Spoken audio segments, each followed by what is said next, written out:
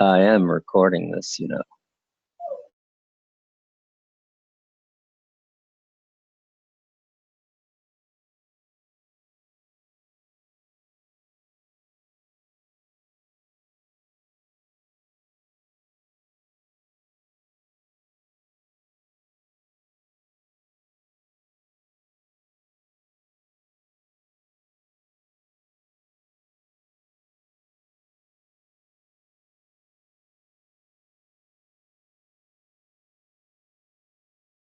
It is. So we're in the last sections of Derech Hashem. Um, yeah, for our most vocal animal in the home, which isn't Toby. Kidding. Uh, he this like becomes a cue. Yeah, he just anyway. So welcome everyone. Thank you so much for joining us. So we're in the section, getting into the last sections of Derech Hashem. And so I'm going to do a little bit a different. One moment, Toby. Can you mute yourself? Because I'm getting a. Well, maybe not. Okay, so I just got a little bit of feedback. That's all.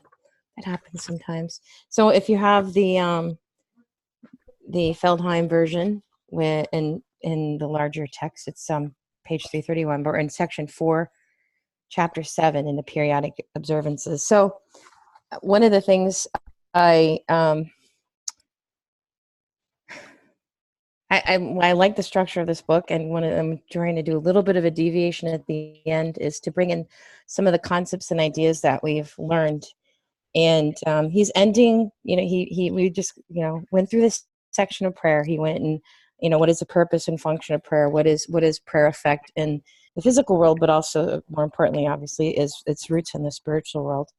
And so now we're getting into the practical application of all of the concepts and ideas that we've studied. The idea is we have these commandments, and these commandments are, the 613 commandments is revealed by by Hashem to Moshe on Mount Sinai, and so they have a literal meaning, and so the idea is that when you're keeping these commandments, it's not, obviously there's something deeper going on here, that the commandments point to the character and attributes of the construct of the world, that one, it's not a physical realm, that it's built upon a spiritual reality, but two, that there is there's a duality that exists in the universe. There is this physical, which is the only realm that we can obviously experience and understand. But then there's the spiritual, which we can see glimpses of in this physical realm. And the Torah has this duality within it. There are laws that, you can see, especially from a modern perspective, where we understand for some, how diseases develop through bacteria and viruses and this type of thing. You can see some of the health benefits of some of the commandments. But obviously, if you look into all the commandments of the Torah, there are some that have no practical application in the physical world. There are concepts and ideas that are relayed through this idea of, clean and unclean, of tameh, and so you have the idea of, pure and impure, not in a physical sense, but in a spiritual sense. And so when we get to the end, and I was wondering when I first read the book of Derech Hashem, when I first read this, why does he end on this note? And the obvious buildup is you're keeping these commandments, you're observing these ordinances revealed by Hashem, but they have a deeper meaning. They have a literal meaning and literal interpretation. But this is meant to point us in a direction to really be able to engage in the mitzvot, to understand how we're to live, how we're to apply these ideas and these concepts and these commandments and prohibitions. We need to understand what are the principles, what are the ideas that construct these commandments. And so this is obviously why he's ending on these concepts, these ideas, is now you understand these are the pinnacle of our world. In our world, the physical realm, the realm that we experience, the spiritual is very distant from us. And without some type of engagement in the physical world that ties us to the spiritual connectivity, of this unseen realm, we would cause a great deal of damage. Said it many times, and it's a concept that the Ramchal brings in very early, is the idea is that there's, because of the disconnect caused by Adam and Eve, that our actions in the physical world don't necessarily have, we don't have insight into the spiritual ramifications of our actions. And so that's one idea in regards to the mitzvot. The other one is, the overriding one is the ultimate purpose, the ultimate reason for existence. And this harkens back right to the very beginning, where, the Ramchal begins, it says that God wanted to create mankind to bestow his goodness upon him. And the question is, through the reading of the Ramchal, is, what is this goodness? What is the good that God wishes to bestow upon mankind? And, sorry, one moment, I'm going to reposition myself. I've got about 80 books around me, so please forgive me. So what is the goodness that God wants to give? What is this good? And if you look in the other writings of the Ramchal, ultimately his what's the word I'm looking for? He arrives at the idea that this goodness is God's oneness, existing in the state of oneness with God, meaning that we're receiving absolute revelation of God in his essence at the highest level that a created entity can experience. And this is the oneness that everything in creation is pointing towards. The Torah, the revelation, our lives, every action, everything is pointing to, there's nothing but God, there's only God. And this oneness is the concept and the construct of the Messianic kingdom that it's going to bring back in. It's going to cause this division, heal the division, deal with the problem of evil in the world, bring about the realignment of God's essence in this world, and bring about the state of oneness.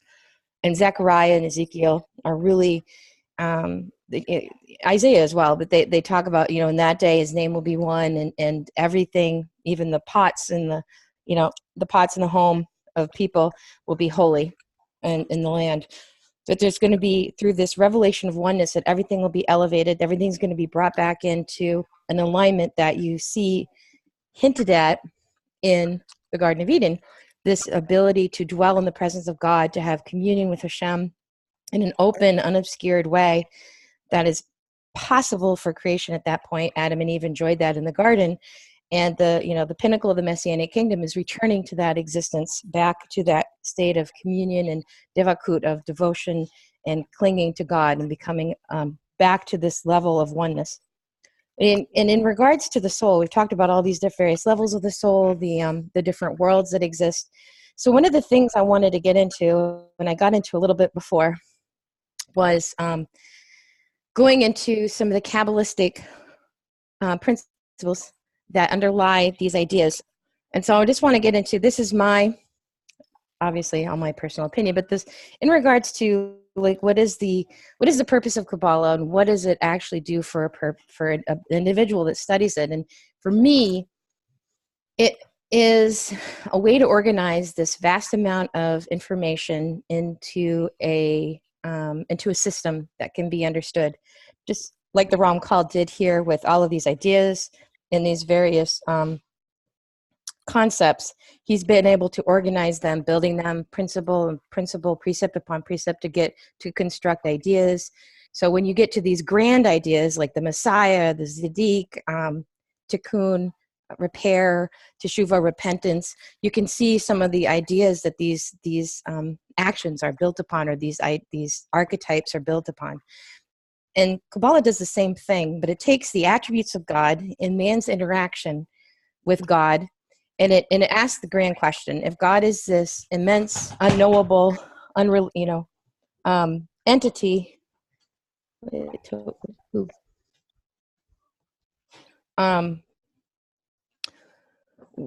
how does God, and we've talked about this many times, and the Ramchal talks about this many times throughout Derech Hashem, is how does this unknowable God, who we can't possibly even fathom that exists, interact and reveal himself to illuminated creation? And that's the essence of Kabbalah. So the study of Kabbalah isn't necessarily just some esoteric, exercise of mind, but it's meant to be a system that you can actually organize these thoughts, these ideas and concepts to begin to relate to God. And so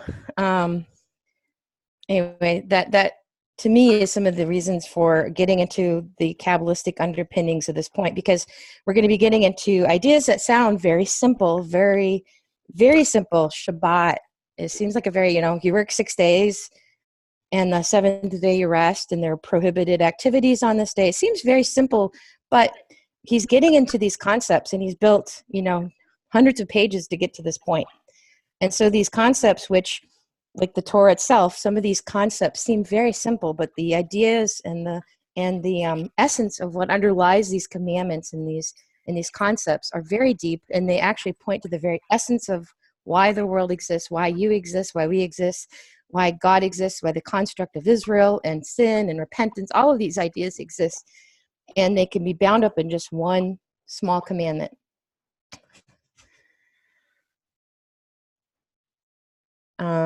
So I'm going to I get a little bit distractible. It can be like a little bit like a fluffy bunny kind of moment for me.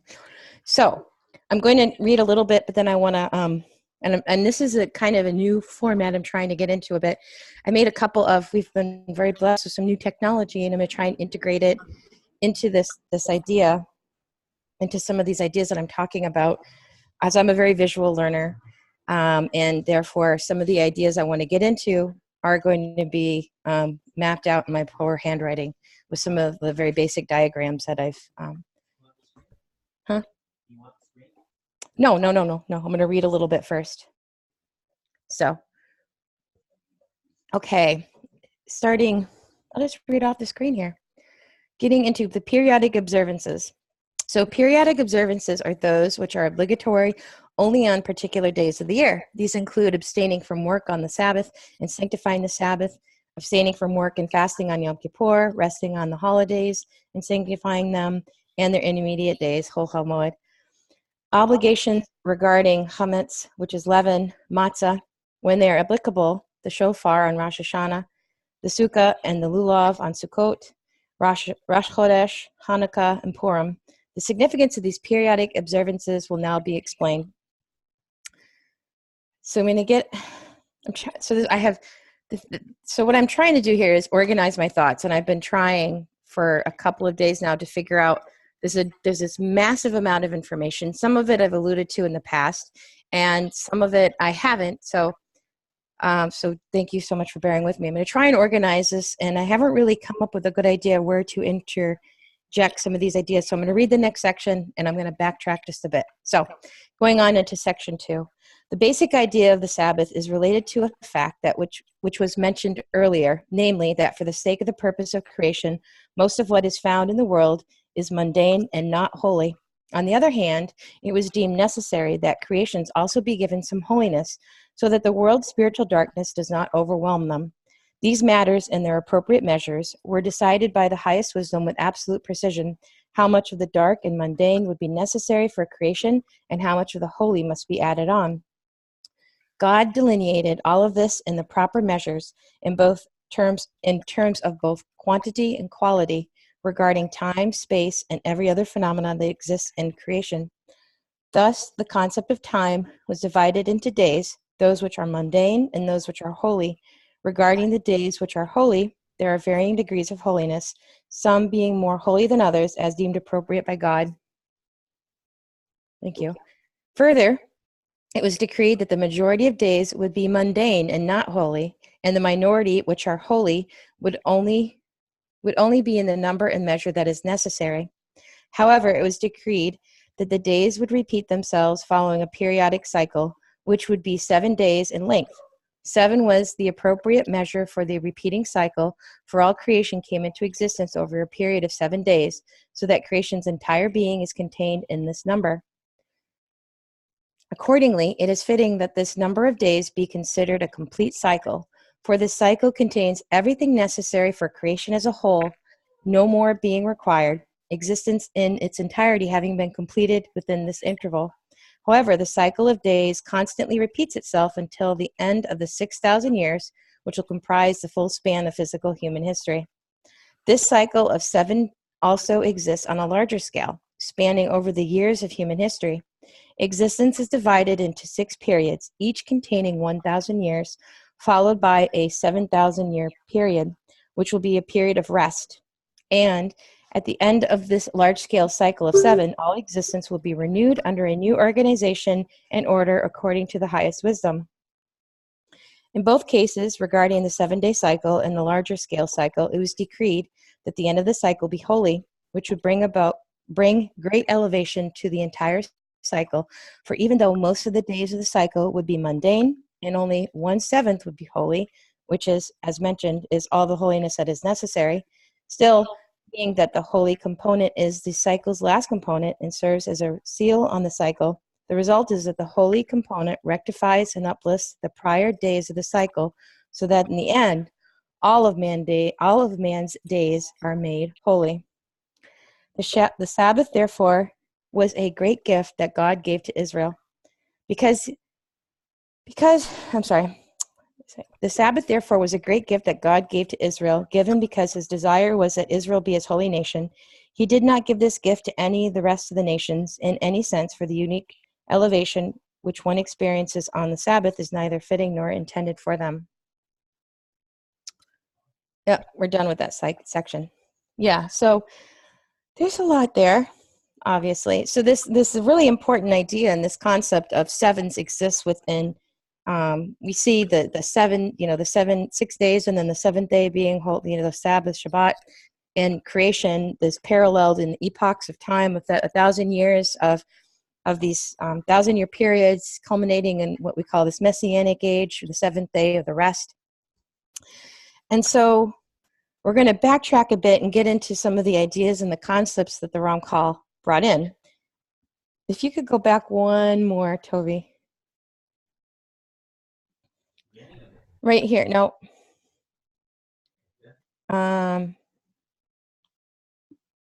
So he says that there's this idea that the 6 days are mundane, but the 7th contains enough holiness to extend holiness to all the other 6, therefore elevating the entire cycle of 7. This is a really important concept. And so I'm going to try and let me see if I can get to my picture here before I share screen. Let me go back here.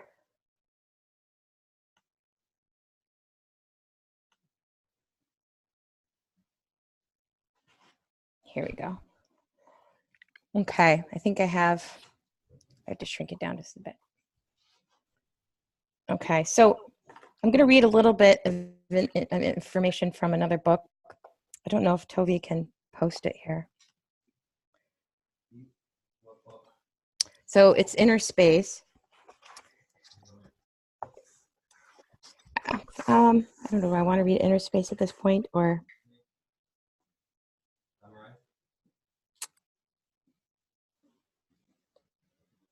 Okay, so I've always wondered, what is the significance? Obviously, you can see there's a significance in 7, and we talked about this idea of everything.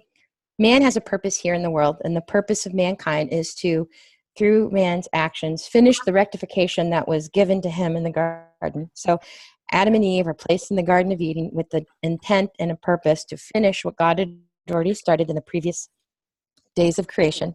They had a short period of time which they had to fulfill their obligation to work and tend the garden, to abstain from eating the tree of the knowledge of good and evil.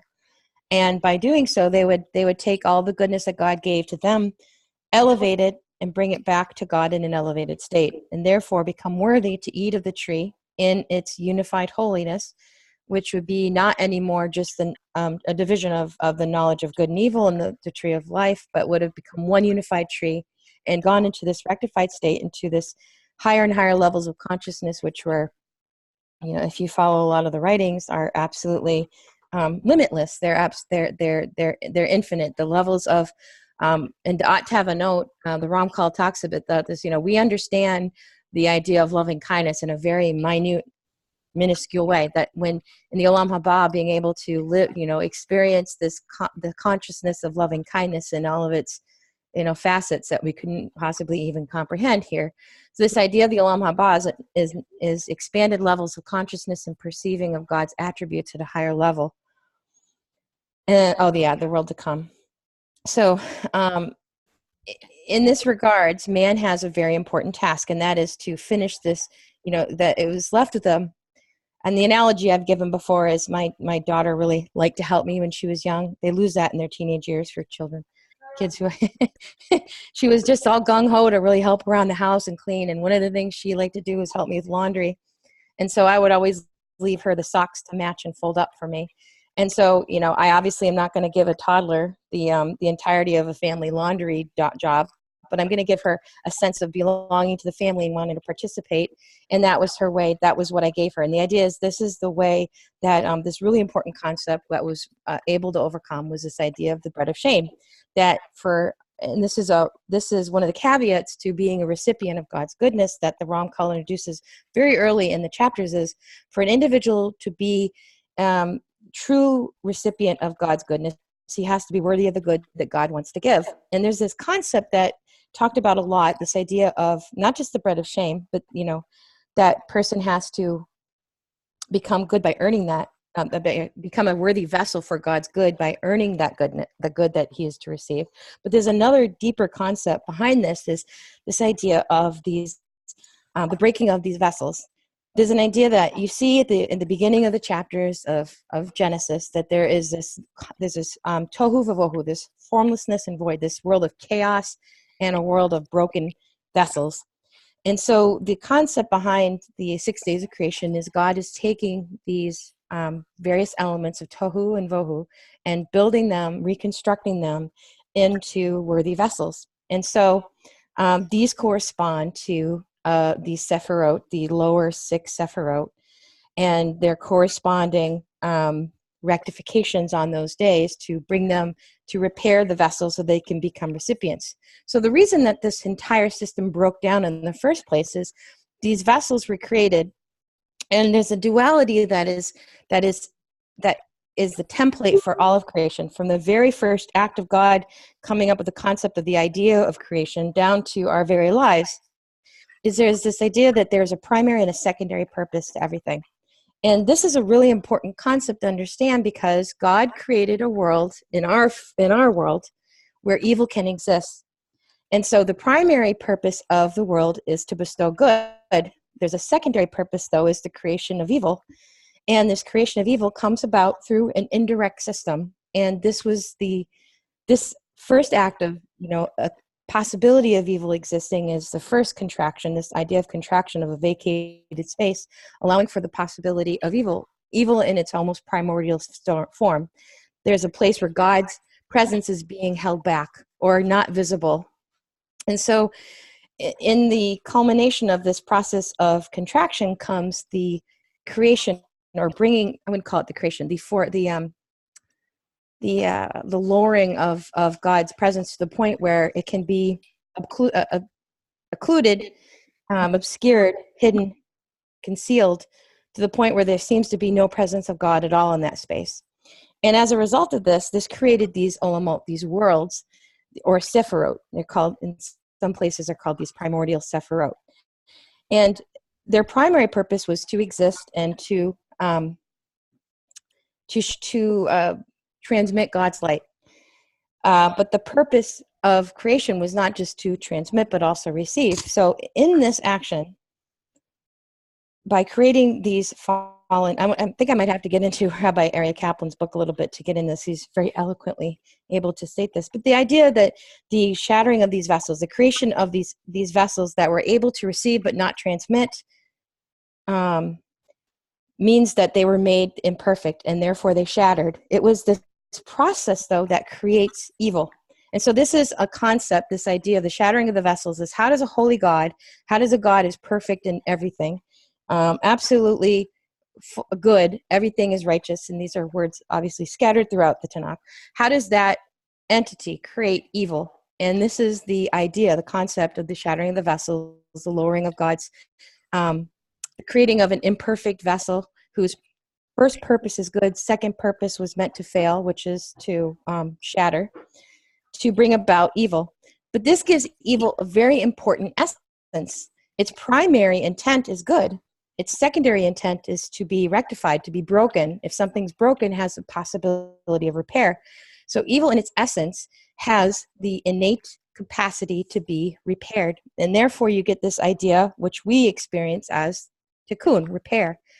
And so the nature of evil, while it's one of its primary purposes is to cause division, cause separation, to bring, in the physical world, to bring obscure God's presence, its other purpose is to be repaired and to be rectified and to be brought back into the system, to be reintegrated. So this is a really important concept, this idea of the shattering of the vessels, because it underlies a lot of the ideas, and we get into the concepts of divine providence. And so in the system of the shattering of the vessels, evil is created with the intent to be repaired. That's our job. And so the analogy that the Arizal uses is the idea of these 8 kings of Edom who come about, and he uses this idea of these 8 kings correspond to these lower 8 sephirot.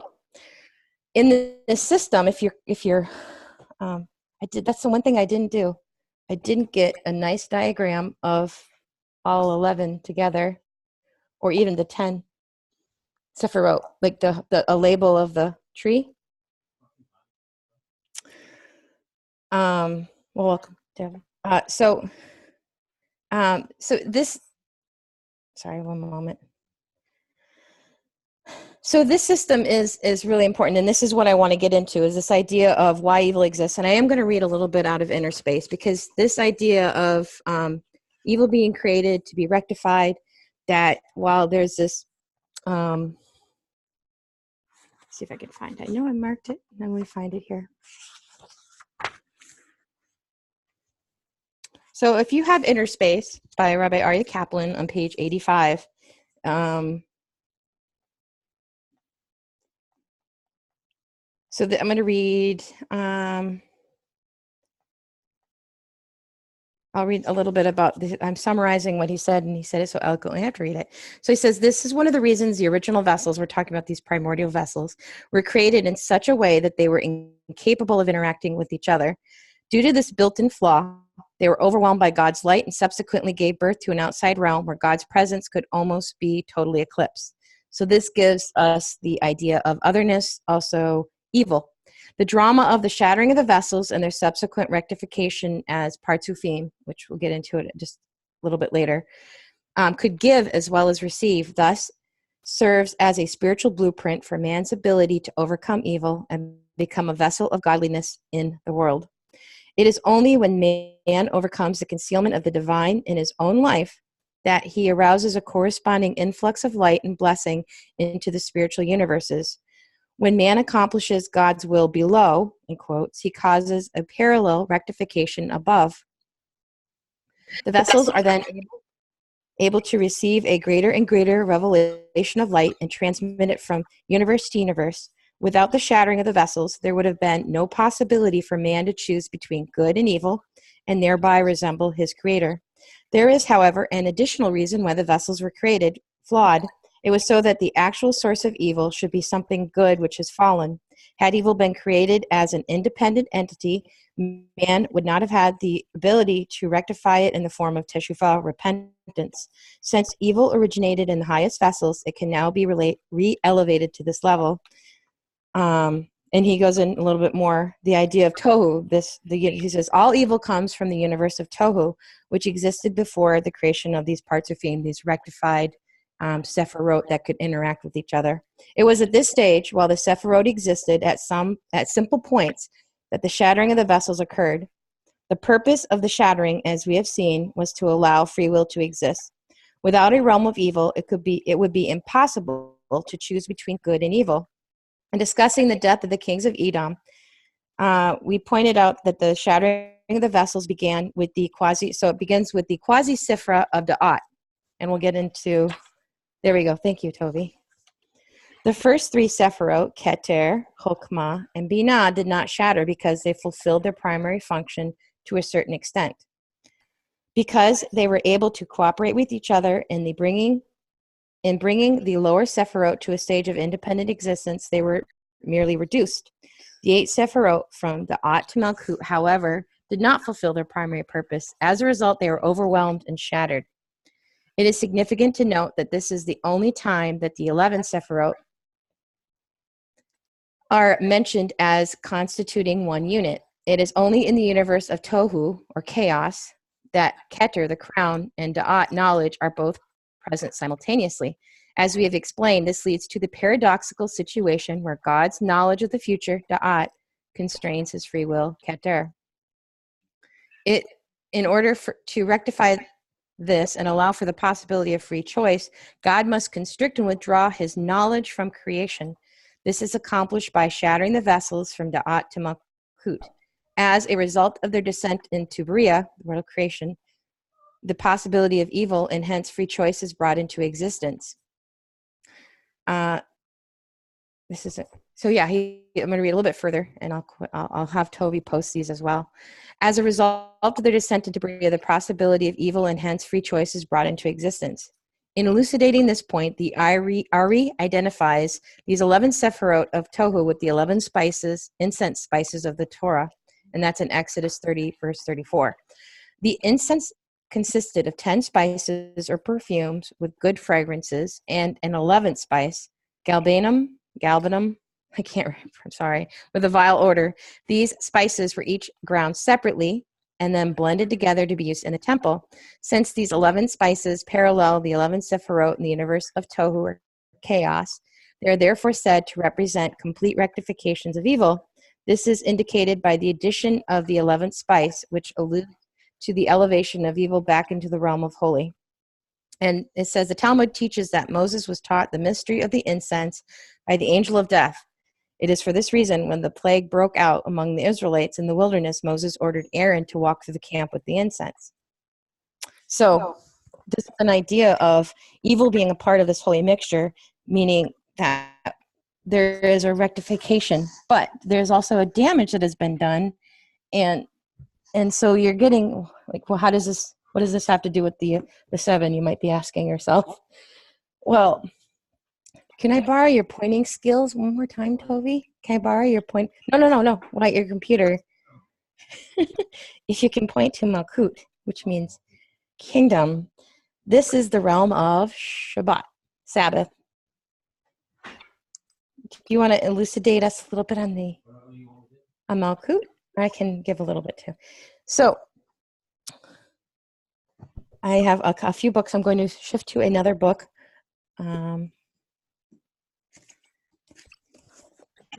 We're going to get into the idea of how, so the Malkut, if you can point to Malkut one more time, Tovi. Do you want to take a pause here for 1 second to see if we need to back up on anything? Because you're going pretty quick for... Well, it's going to come together, I promise. Okay. Why we're getting into this idea. So I'm gonna highlight some of the points here. The point out of this last section I want to talk. Oh, you're mocking me.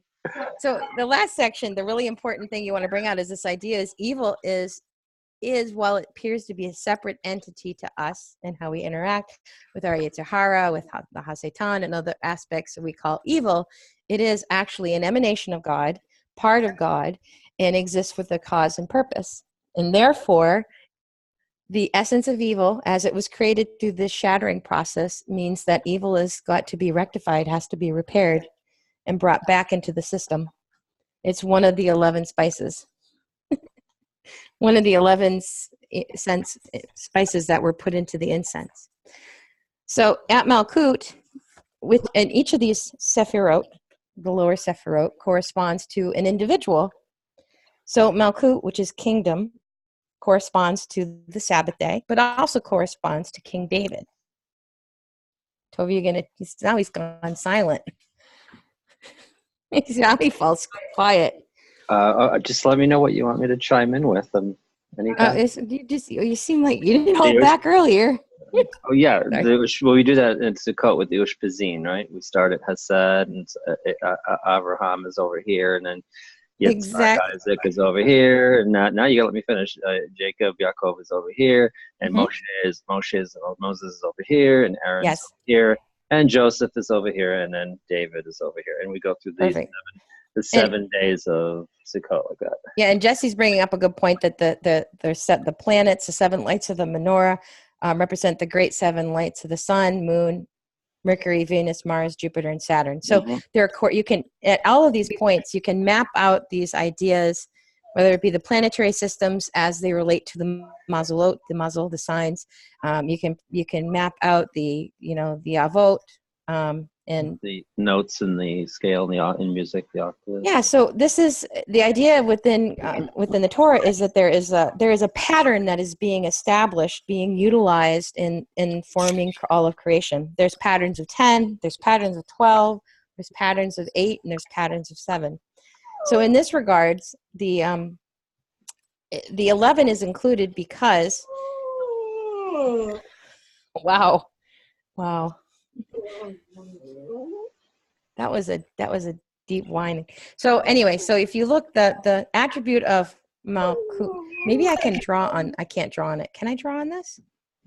Try. I think you can. I don't know. Oops. I don't know what I just did here. So all of these, in regards to understanding the rectification of evil, every part of this, if you're familiar, oh, I've missed the sound of my animals. Yeah.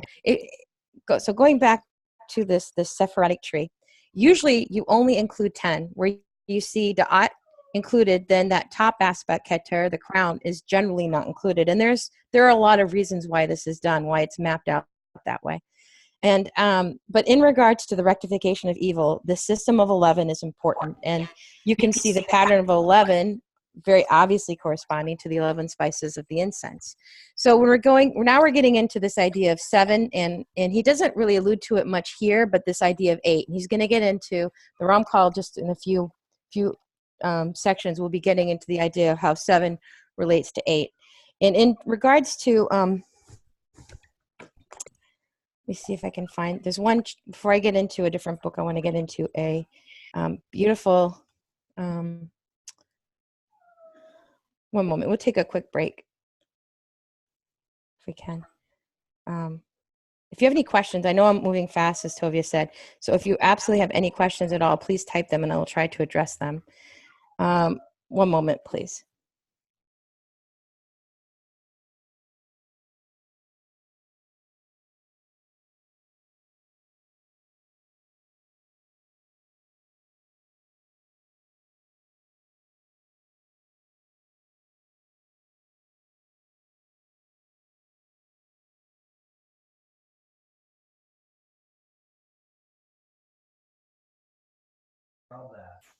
He drew all those beautiful numbers. So I'm going to see if I want to share a little bit of an article and I'll post it. I meant to do it beforehand, and my apologies. I've been contemplating a few things. So let me see if I can share here. Share. Okay, and I want to share this. So this is a beautiful article on Chabad's website talking about the idea of the Yovel year, the Jubilee year. But it gets into this idea of these cycles of 7 and cycles of 8, and it gets into the corresponding cycles of 7 days, 6 days with a 7th, and 6,000 years with a 7th. But there's interesting, something I've always wondered, like if, and it's a question that's asked here. And you can read it here. I think everyone can see the screen. So starting here, actually I might go a little bit up. Let's see here. It's reiterating a lot of the things that the holiness of the day of Shabbat, it's got an intrinsic holiness, and this is a really important concept that the Ramchal talks about earlier. There's certain influences in time periods. So time is a very important concept in regards to service of God, in avodah and service. And in regards to the concept of time, one of the times is some days in some seasons, some periods are more auspicious and contain a different character, different attributes. In regards to understanding it from this emanation of God's characteristics, his midot, his sephirot, that there are certain attributes of God that reign, that are preeminent over others at specific times.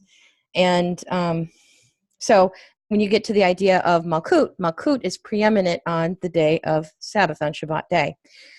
So in going back to this idea of intrinsic, there go. So I'll read here.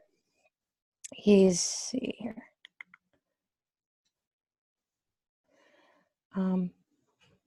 There seems to be a contradiction to me, which when I read Torah as a younger person, that definitely, I don't know if it stands out for other people. So going into Genesis 2:22, God concluded on the seventh day the work that he had done. This seems to contradict the second part of the verse, which reads, and he rested on the seventh day from all the work he had done. If the work of creation was concluded on the seventh day, then the seventh day was one of the days of creation. But if the seventh day is the day on which God rested from the work that he had done, there were only 6 days of creation and a seventh day of Shabbat cessation from work. Our sages explain what was the world lacking? Rest. When Shabbat came, rest came. Rest, transcendent and spirituality, is itself a creation. Though removed from the nature of the material, it is a part of a greater nature, the nature of a created reality, which includes the realm of the spiritual as well as the realm of the material. And this is a really important concept that you're going to see alluded to, is what Adam and Eve failed to do is enter into the Shabbat period, this period of rest. And it's almost like in this period of the Olam Haba, of the 7th and 8th day, there was even a higher elevation that's almost alluded to in that period. But the idea is they never entered into that Shabbat. They never got to this period of rest that was promised to them. And in regards to the Sephardic tree, that means that they left a lot of unfinished work in this system. So God did a lot of rectification, but Adam and Eve were meant to finish the task and elevate this entire system and bring about the final rectification that would seal everything and elevate everything, and they would be able to, as I said earlier, partake of this tree. So there's this aspect of creation that's still left imperfect, still left damaged. And so in regards to Shabbat being the pinnacle of what's left to do, going back to that Sephardic tree, you can see that in regards to the whole rectification of all of the worlds, of all of creation, rests, even though Malkut is there at the bottom and it's the lowest one, it's the least of the Sephardic tree, it's actually the most important because it's taking the work of all of these other worlds and it's bringing about into it's receiving everything, and it's bringing forth a creation, a reality of its own, and it's drawing from all of the others to do this. And so in a really deep sense, the top of the tree, Keter, is directly related to Malkut, the bottom of the tree. And as a result of this, there's this, see if I can get into, it's in a different book here, which is called Song of the Soul. And if you give me a moment, let's see if I can get to that really important idea and concept. And then we'll get into the into my little diagram and hopefully map it out after. Oh yeah, go ahead. No, one moment.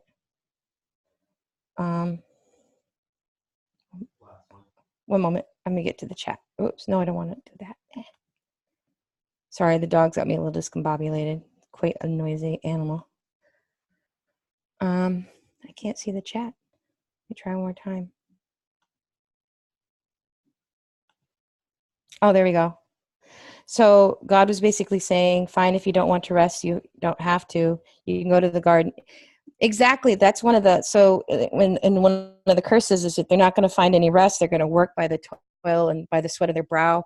They're not going to find, the earth isn't going to be pleasant, isn't going to give them produce. It's going to give them thorns. It's going to be a difficult time. And so that's wrapped up in the curses, giving them a taste of what they, the opposite of what they would have received from Hashem had they not fallen. Let's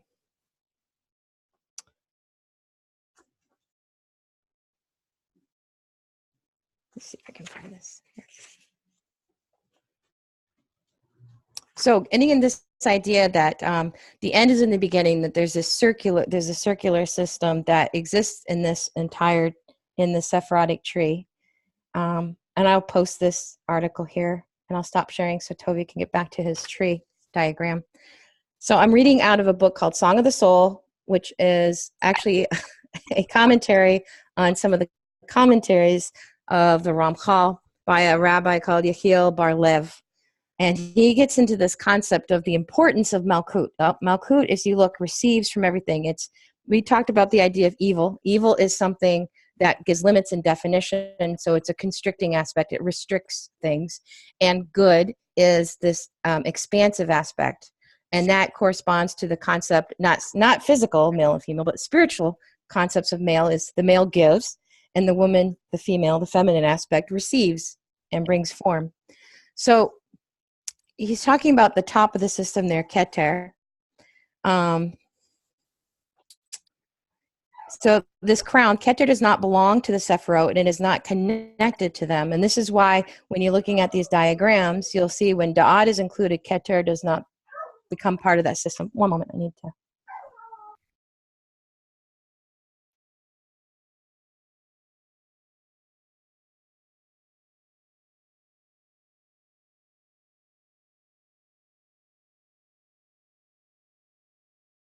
Sorry, didn't mean to leave you hanging there.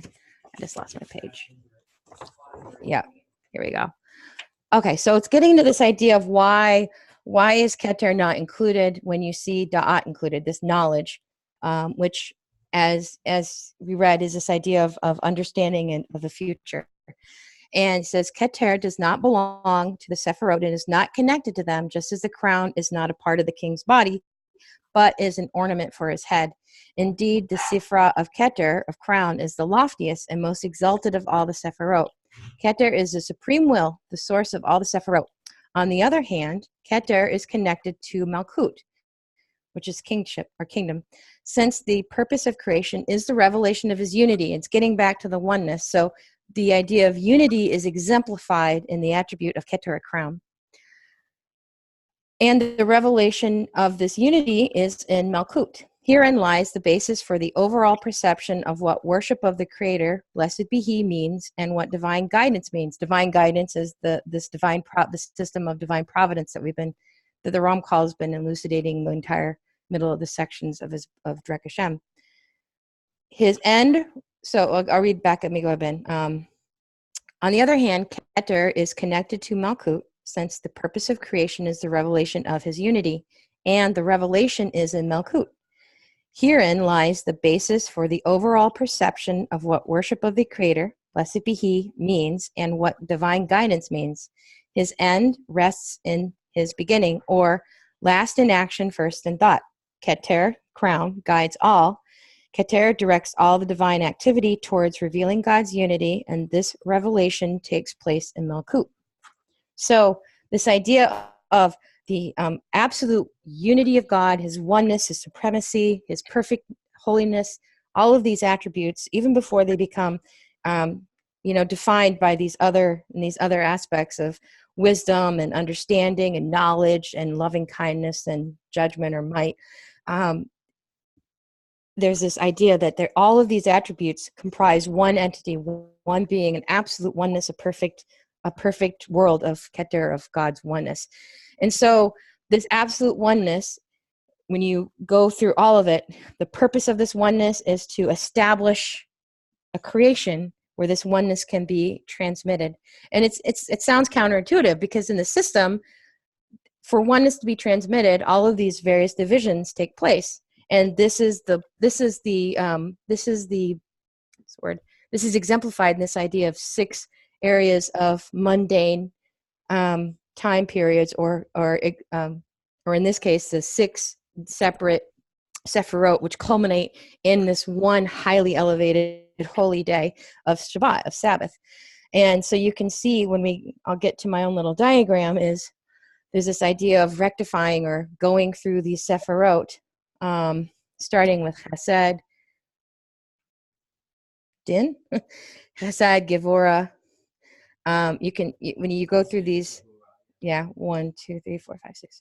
So you can rectify Chesed, Gevurah, Tiferet, Netzach, Hod, Yesod to get to, or it's actually works the other way. You're going from Yesod, Netzach, Hod, you're going up the tree. So the rectification, the repair of these vessels, of these bohu, contains the tohu, the energy, the fallen sparks from this shattered creation. So in the blueprint of all of humanity, of all of human history, is going to be patterned this idea of a period of mundane activity culminating in a period of absolute holiness, which receives all the mundane, all of the seemingly mundane, lower aspects, but actually elevates the entire system. And so this relates directly to this idea of these kings, these fallen kings, the sparks, and this idea of the actual oneness of God being revealed when all the evil, what we call evil and good, being integrated and received into one vessel, which is Malkut. Shabbat, us, Sabbath.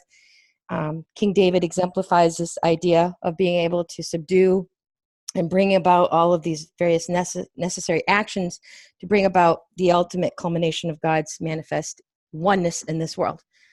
By establishing the kingdom in this world, God's oneness can be revealed to all of creation. So, Din and Gevurah are interchangeable, yes, in a way. So I'm going to take a quick cookie break.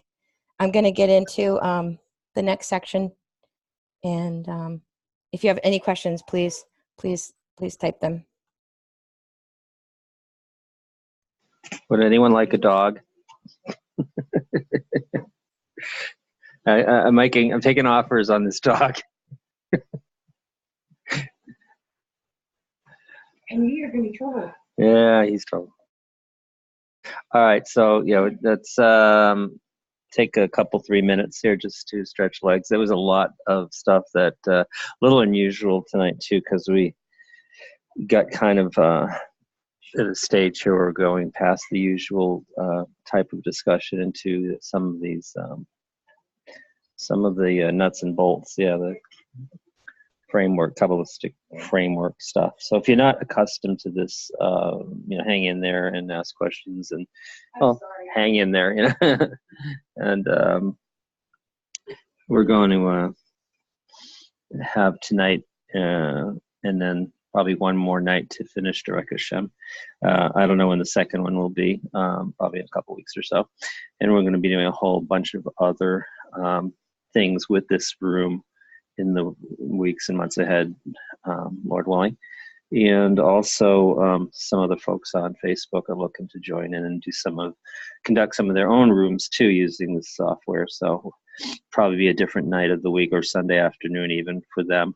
But we're looking to have some of the other gang of crazy people to also start doing some rooms together. So this is going to expand, as is everything else. We're just continually trying to find new things, new ways to do things and connect people. Derech Hashem was a very long study. This started, believe it or not, this started back in May or June, I think, of last year. And most of the Saturday nights have been Derech Hashem, most, not all, but a lot.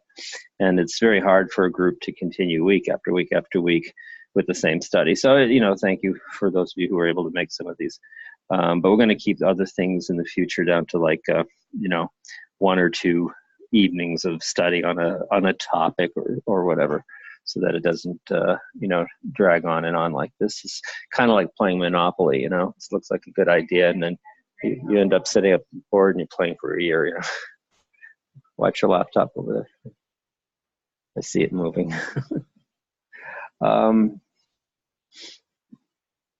So yeah, it never ends. We have our local Torah study group here. There's some friends that come over to our house, and it's been over 20 years now. Okay.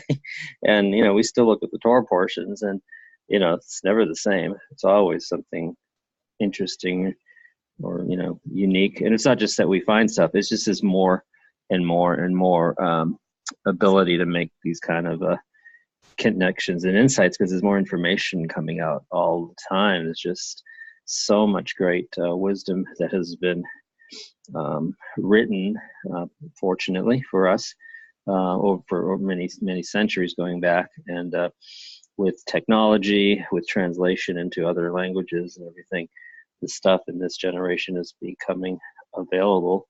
So there's more stuff now, just in the last, probably there's more stuff that's come out in the last 2 years than the last 2,000 years.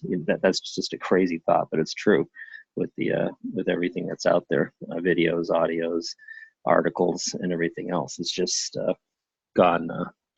What's the word I'm looking for? Powers of 10. What sort of exponential? Thank you. That's the word I'm looking for. So, what a time to be alive and sharing this stuff.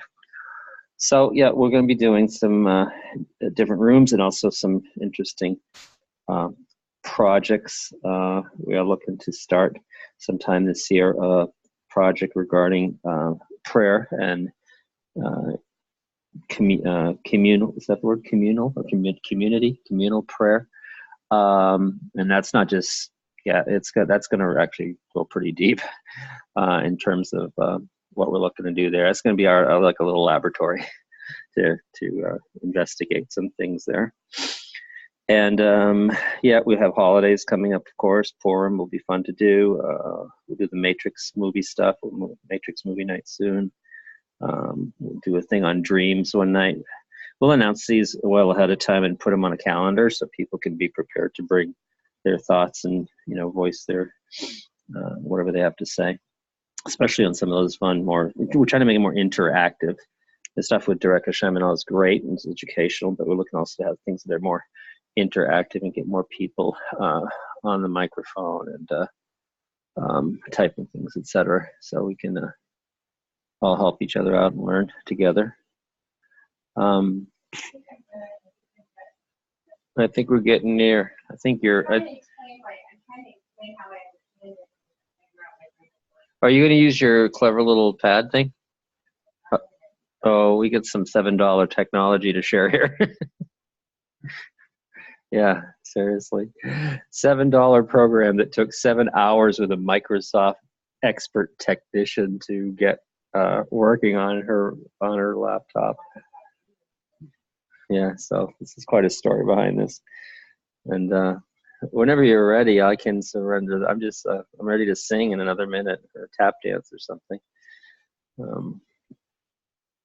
But anyhow, we're looking to do a whole garden variety of stuff this year, Lord willing, of different things. What's that? Oh, well, I guess we, during the week, the big argument was about pizza. There's a big thing going around now about pineapple on pizza.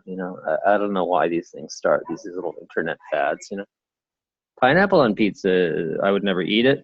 It's not the grossest thing to put on pizza. I think broccoli is, but that's a whole other matter. Why you'd want to put broccoli on pizza? That's Gehenna. It's awful. I'll stop sharing. All right. So, yeah. All right. So I'm going to hand it off and we'll get to see her fancy technology here and hope this works. So hold on. Here we go.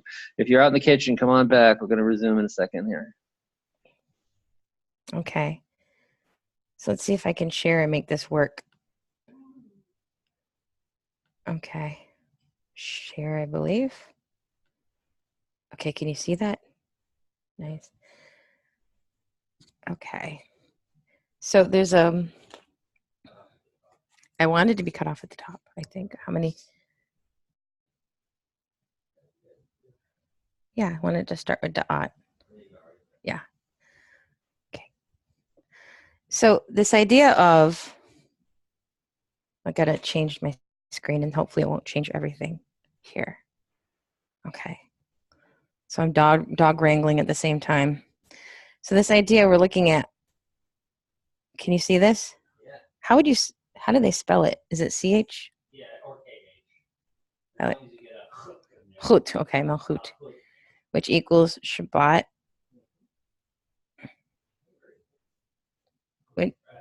And David equals King Melch David.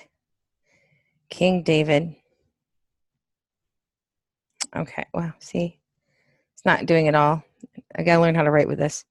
So I'm going to erase this. So we got the idea of Malkut, which is King David. He's put here, and there's this interesting thing is how many, here, get into Bible trivia here, how many brothers did King David have, which would be 7 in most places. He's the 8th, the youngest, right? So there's one place that says he had 7 brothers. Exactly. He has 7 brothers. So it's a very interesting correlation here. And so we're talking about, well, what does Malkut have to do with Malkut has absolutely everything to do with the rectification of evil. Has everything. There's no eraser here. I got to get used to this. So I'm reading from a really amazing book, and I've alluded to it several times. I've used quotes, referred to it many places. It's called The Kabbalah of Creation, which is a commentary and translation by one of the writings of Isaac, by Isaac Luria. So he talks about this process of the shattering, this collapse of light, which is, and this idea of the shattering of the vessels, it's to take the light of God and make it usable and make it the fuel for the system in our world. How does it empower our world? Well, if you have an entity that is, undefinable, all powerful, then the presence of this entity within a system would by necessity overpower and destroy all the systems. So there has to be some type of constricting of light, and the idea is it also collapses the light. So there's constriction and collapsing is what brings about this reality of evil in the system. So talking about this primordial conditions where these worlds, these olamot, these sephirot, exist as receptacles only, but not as the ability to transmit this light. So they're able to receive, and like a balloon, they burst and they shatter, but then the light from one filters into a light from other. And the other thing that you have to remember is this really important construct in the spiritual realm is distance. There's no physical distance. Like here, you're far away means you're physically far away. We also have a concept, you're really far away, psychologically, that your mind, you're not attended, you're not present into a situation, that you're thinking of other things. Huh? So we understand that in like a psychological level as well, that there can be like emotional distance or a psychological distance from another entity, even though you can be in the physical same space. But in the spiritual realm, closeness means likeness. So the more alike, the closer you are to Hashem and his attributes of holiness, means the more you resemble the God or that attribute. So in this regard, the lower levels of these lower, on the tree, the lower you go, the less they resemble Keter, which is the pinnacle, which is the example and exemplifies oneness. So they're considered to be, quote, further away, not physically, obviously, but spiritually, that they don't resemble the oneness of God. The further and further, the more division there is in the system, the less they resemble Keter, the crown, the oneness, the absolute oneness of the system, and therefore they're considered to be further away. And so the idea is that when something is further away, that it might be able to contain these elements is a really important concept here. So I'm going to read a little bit of a section about how does the RE imagine, or what is the construct that he uses to understand how evil comes into existence, and what do these 8 kings have to do with it? And he uses these sephirot in this system. You know what, Tovi, I might do here is actually have you go back to the tree. And can you go back to your tree? I think it'll be easier for me to read it and you go back to your tree. Because I'm going to read it and you can point that out in your little pointers.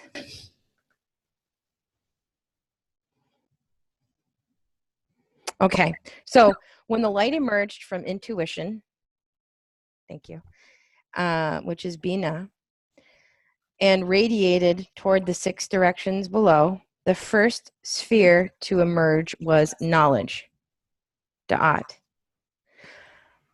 When knowledge was annihilated, then knowledge was annihilated. This is the first king to emerge, Bela ben Beor, and he's one of these ancient Canaanite kings, the Edomite kings, mentioned in this. The kings are mentioned in Genesis 36, 31 through 39. Afterward, grace emerged and shattered. So these vessels are being born out of these higher vessels. They shatter, they reconfigure into a vessel that receives, but they aren't able to contain the light.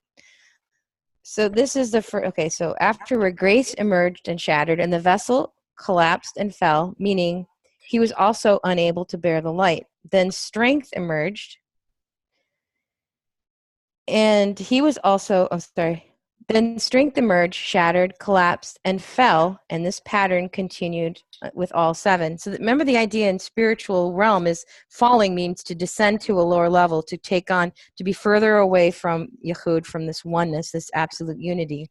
And when you see like Adam and Eve falling, they fell, the idea, the word that the Ramchal uses is to precipitate or prolapse, that they fell from one sphere. They literally died from one existence into the other.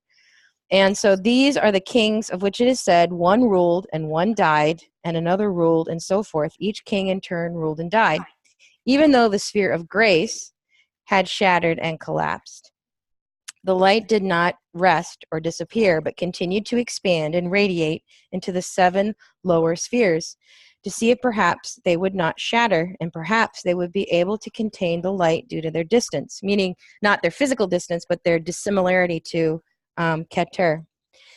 And perhaps they would be able to contain the light due to their distance, since the spheres who were further away might bear the light more easily than those who were too close.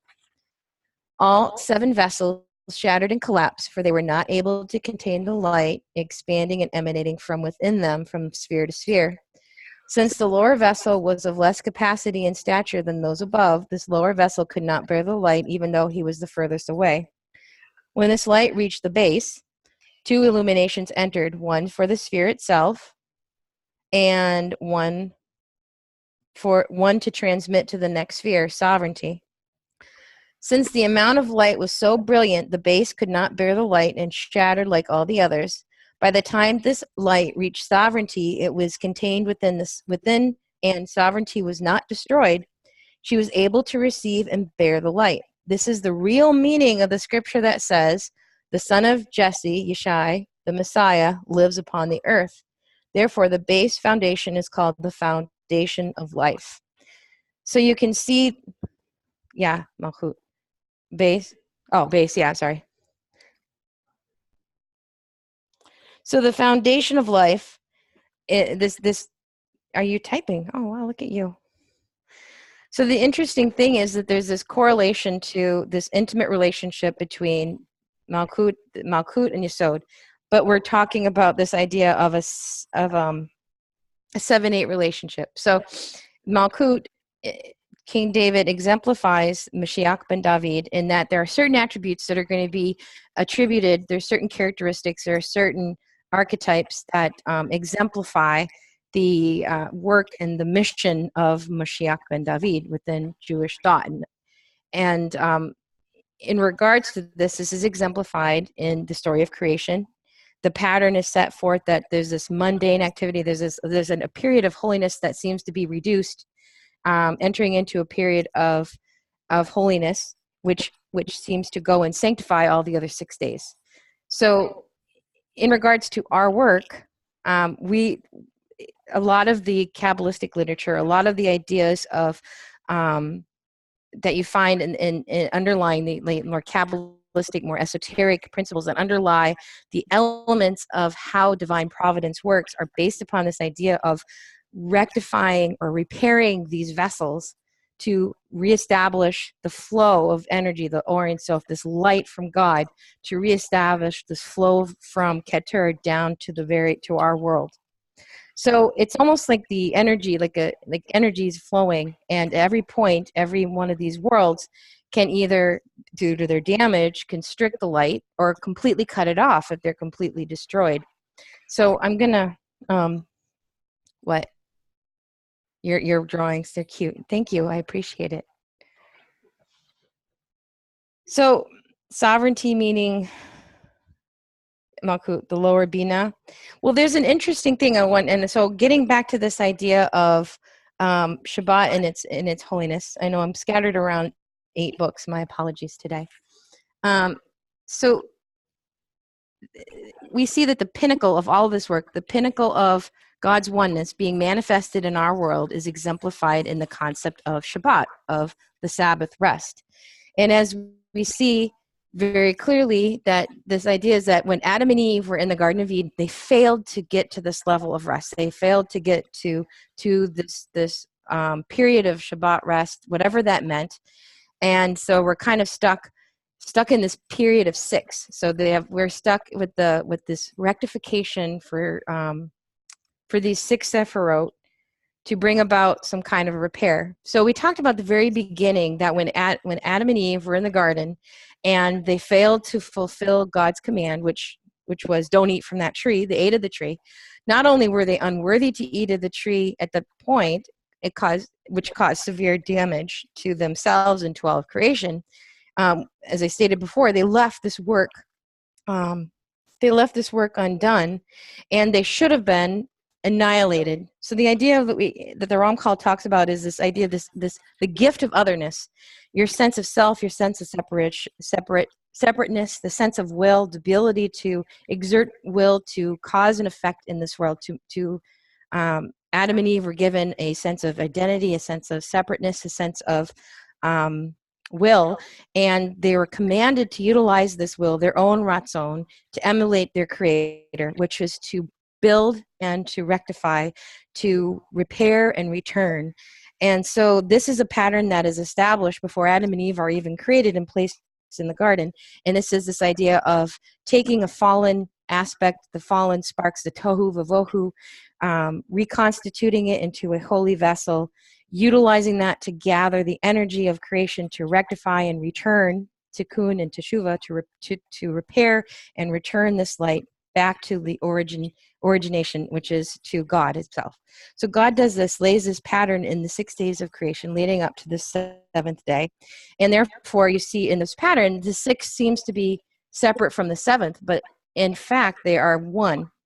And then you get into so this is this idea of taking the holy and sanctifying it, elevating it, and bringing it bringing a total repair to the entire system. Here, I'm trying to flip this around and go back a little bit to some of the Ram Call's words, so I can bring you back to why I'm stating some of the things I was saying. So going back to these periodic observances, in page 331, if you want to, that would be awesome. I know I've kind of been scattered, and my apologies, and bringing a lot of different information in. Yeah, Malkut is just really just actualizing the godly principles that come before. It is an oversimplification. Everything that I'm saying is like a very simple oversimplification of the entire system, because there's so many different concepts and constructs that go into these ideas. So going back to page 331, if we can. Oh, I'm sorry. I can read it a bit.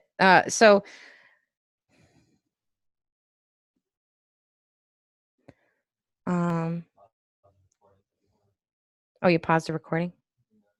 Oh, it says it's recording still.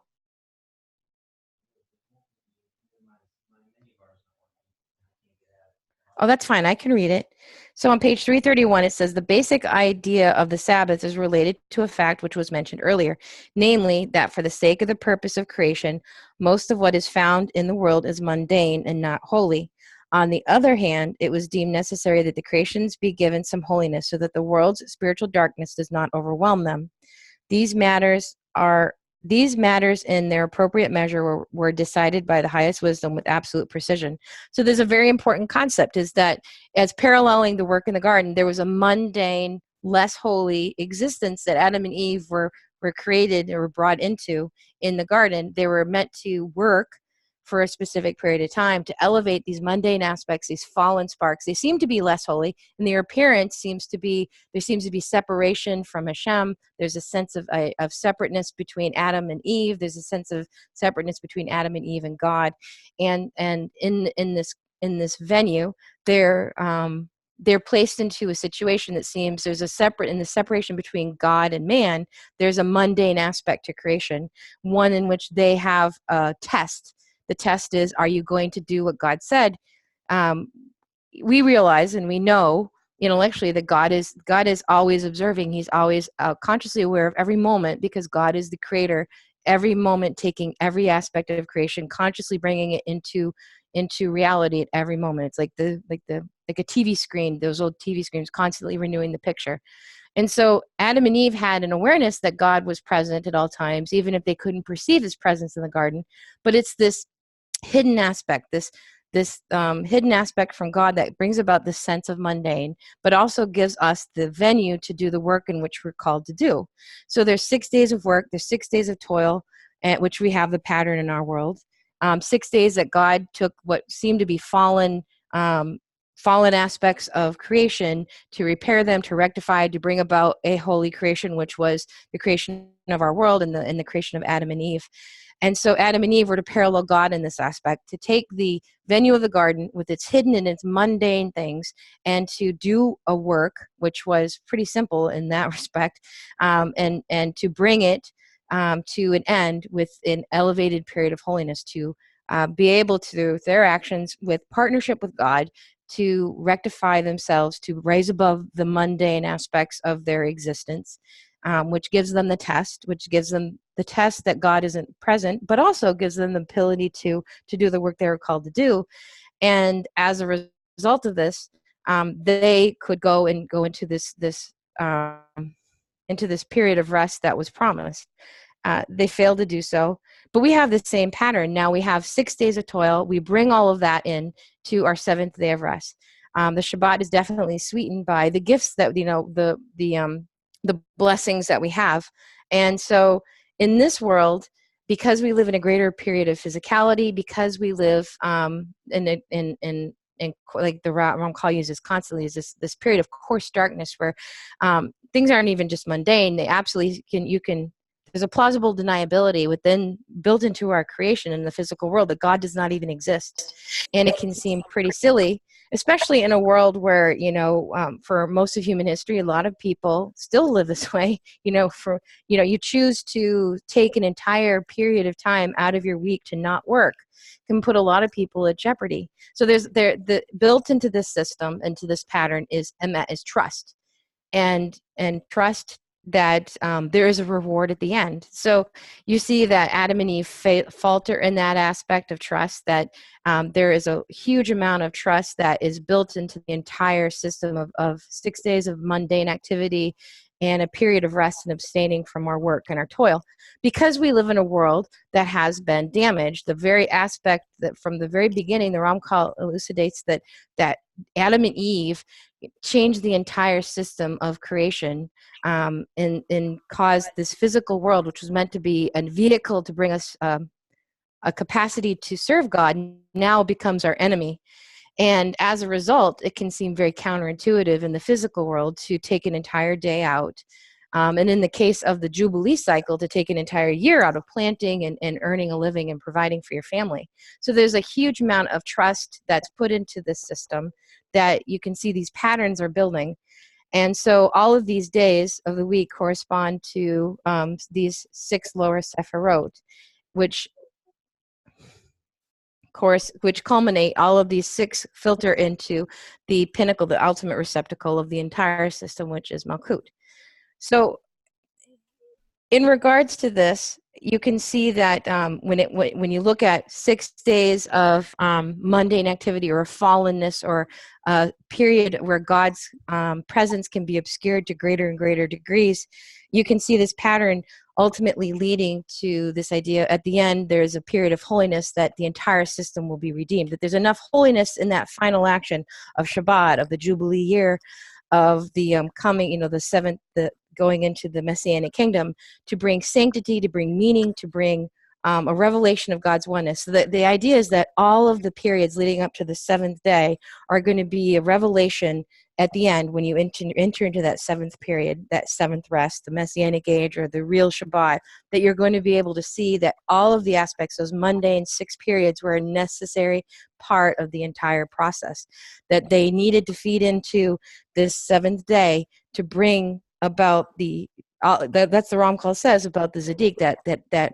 the actions of the Zadik, the actions of that Malkut, that seventh one, bring about a chain of events that leads to the ultimate redemption of mankind. And this is culminated in the idea of Malkut, of kingship, of King David and the Sabbath, that it is the pinnacle. Even though it's at the bottom, it's connected intimately to the revealing and bringing about the revelation of God's oneness, and why the seventh day is a period of rest, why there are prohibitions that relate back to the a lot of the prohibitions of, I should say, all of the prohibitions, the categories of work that are forbidden on Shabbat relate directly to the Garden of Eden and have a direct connection into what the reality of the Olam Haba will be.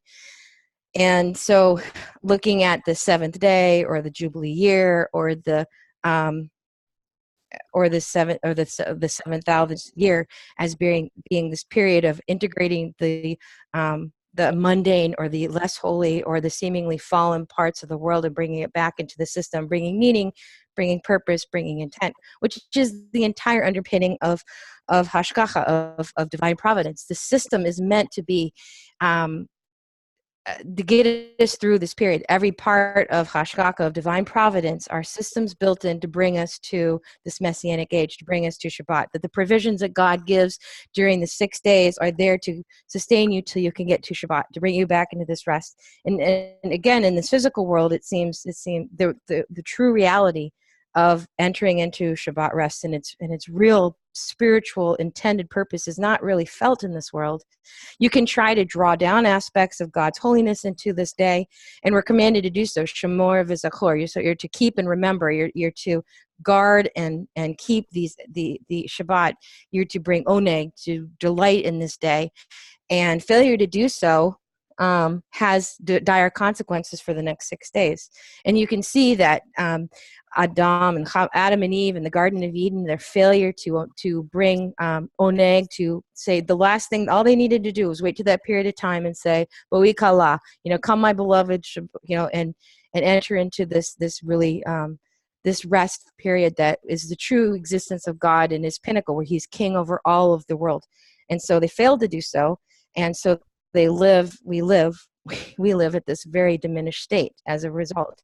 So the promise still exists. There is still this idea of a messianic kingdom. There's still this idea that this entire system, from Adam and Eve being expelled from the Garden of Eden till the Messiah comes and establishes His kingdom on earth, is promised throughout all of the prophets, is here.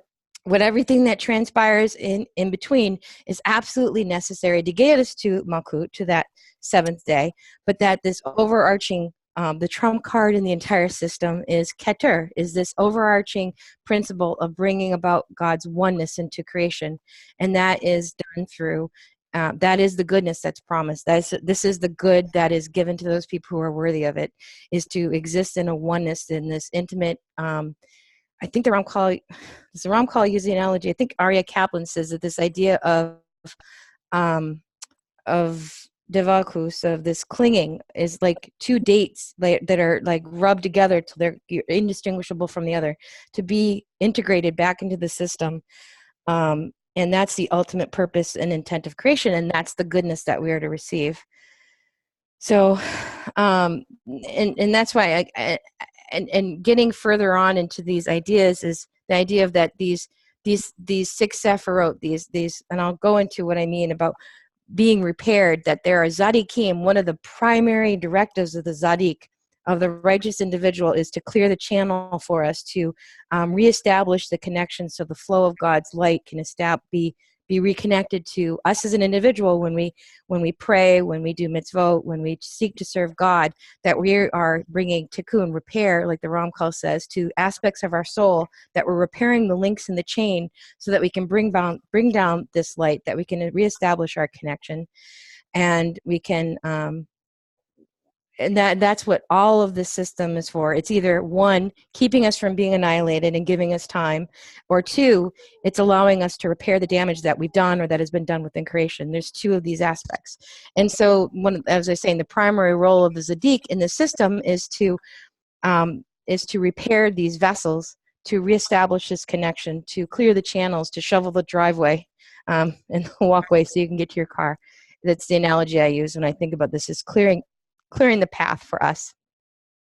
So when I say that, when we get into the idea of Sukkot and the idea of Pesach, that all of these auspicious times, all of the events that occur in human history will have a parallel, they have a root in the spiritual realms. And so the understanding of where are these actions originating from? Why did we need a Passover? What is the purpose of bringing God's chosen people with all these promises down into captivity, slavery, and persecution, only to bring them up to see them fall again? Like, why do these cycles happen within the individual avot, within Abraham, Isaac, and Jacob? Why do they go through the problems that they do?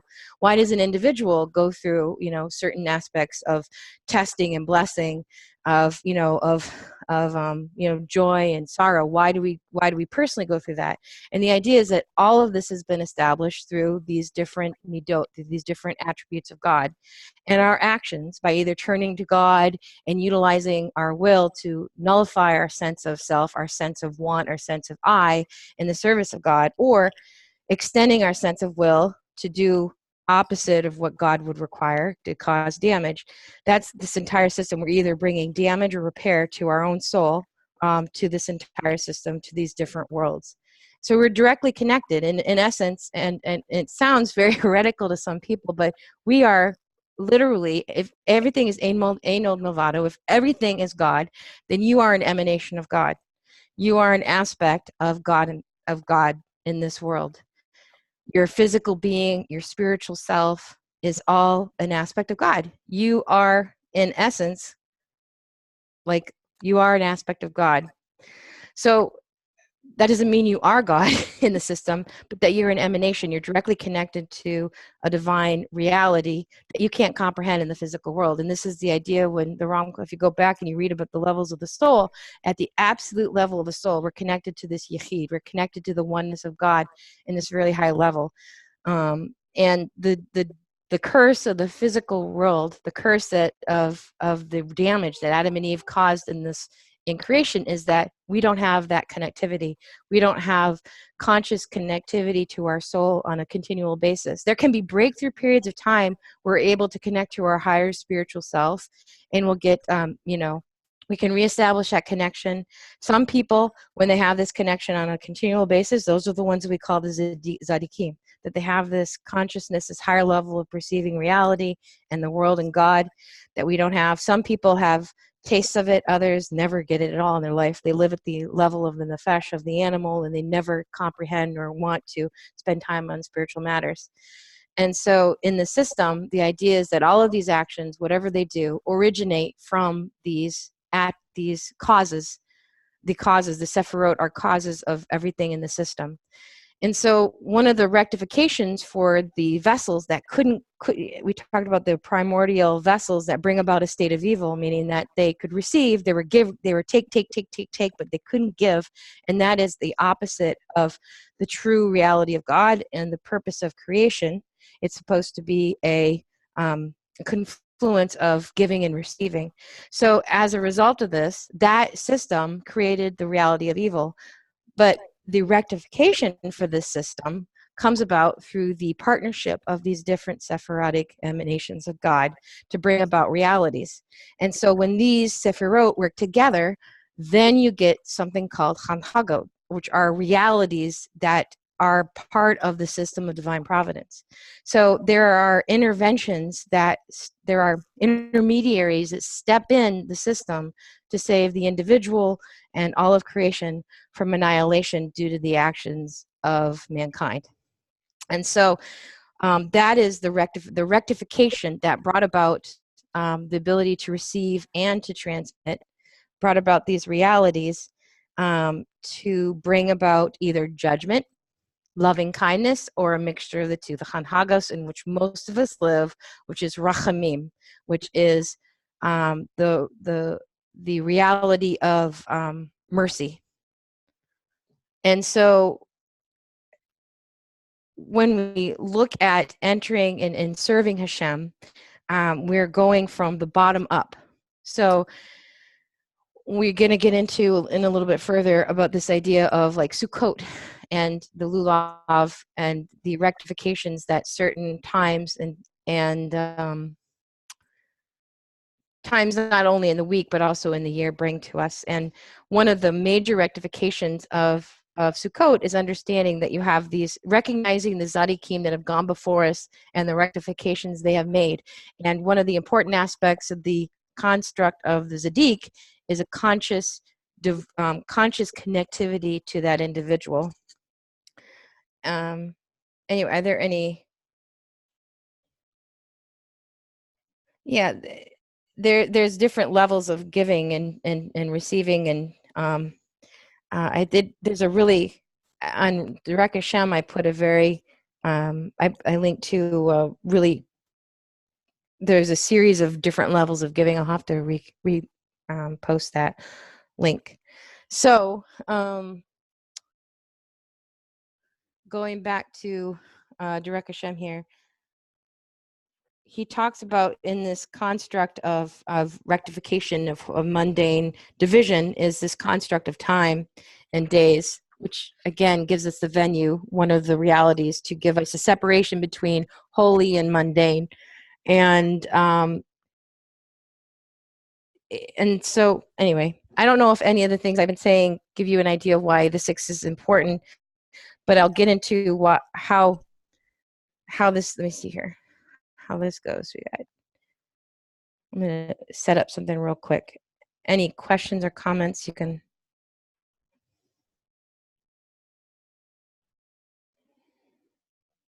So we have here.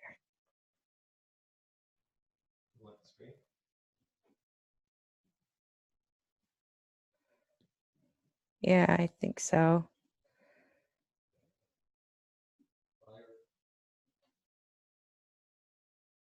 Okay. I think I got it. Okay.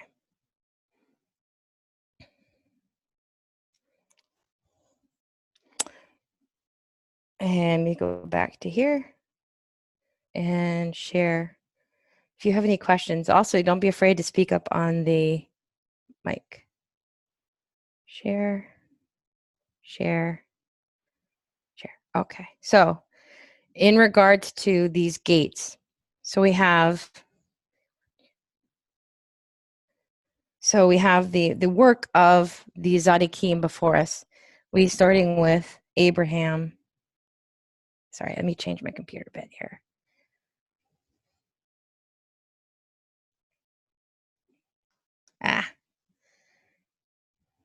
Yes.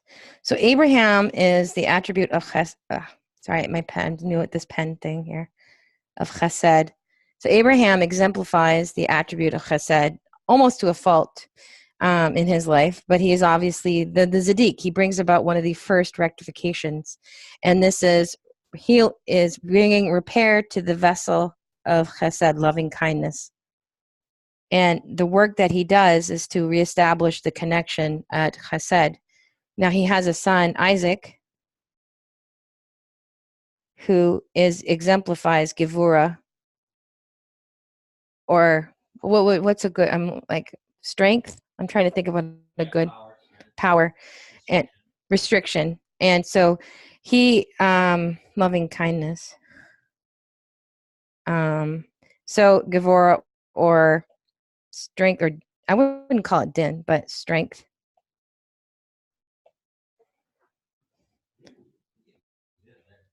So Isaac brings about a rectification and a repair of, I feel like I have Parkinson's. Sorry, I'm really shaky. I got a little panting dog. So Isaac rectifies this vessel, this olamot of Gevurah, strength, and he reestablishes that level. And then you have the next person, the next Tzaddik that comes. And Jacob is, I can't spell. Jacob is unique in that,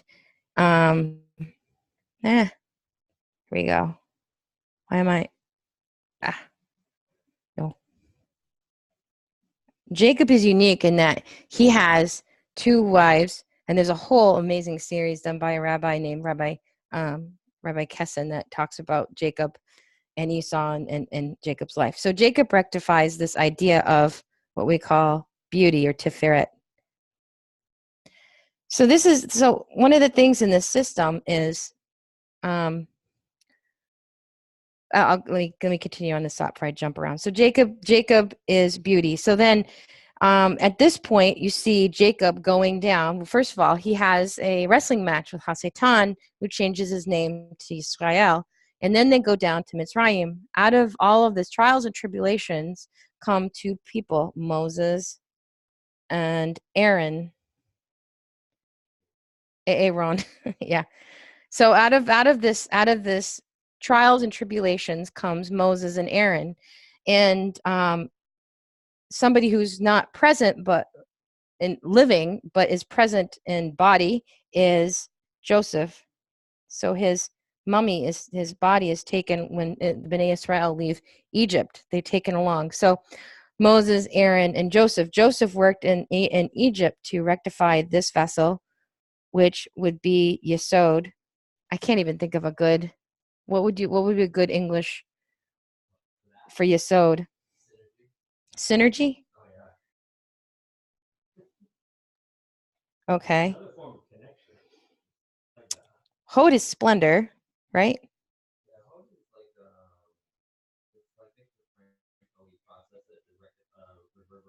So we have Moses rectifies this aspect. Aaron rectifies this aspect, bringing about even further flow. And so you can see that 1, 2, 3, 4, 5, 6. These 6 work to bring about what ultimately would be established as David's kingdom. Without any of these, without Abraham, without Isaac, without Jacob, without any of these other Tzaddikim, there would be no David. So you can see David doesn't build the kingdom from nothing. He receives the work done from all of the Tzaddikim, all of these righteous individuals to establish what they've done. So it takes Abraham, Isaac, Jacob, Moses, Aaron, and Joseph to do what Adam and Eve should have done in the garden.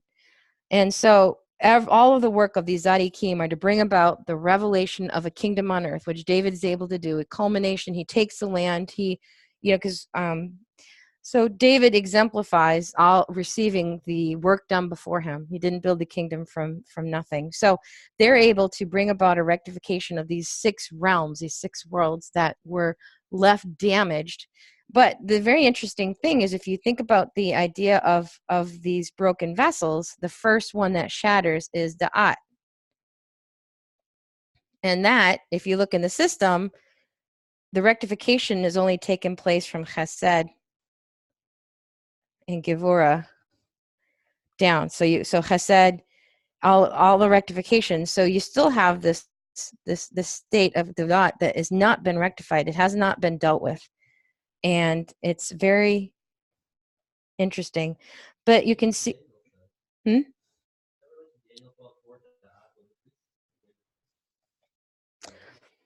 Well, that's a separate study. So let me flip this around and stop sharing here. So the idea is that when we talked about rectification, you got these Tzaddikim, which is a very important concept, and you have in the construct of the Tzaddik can do immense repair in his own family in his own lifetime, but there is this elevated Tzaddik, this perfect individual that brings about, and as the Ramchal says, a chain of events that leads to the rectification for every sin from Adam down to the very last person. So anyway, do we have any? Let me stop sharing here. I don't know. It's almost 11 o'clock. Yes.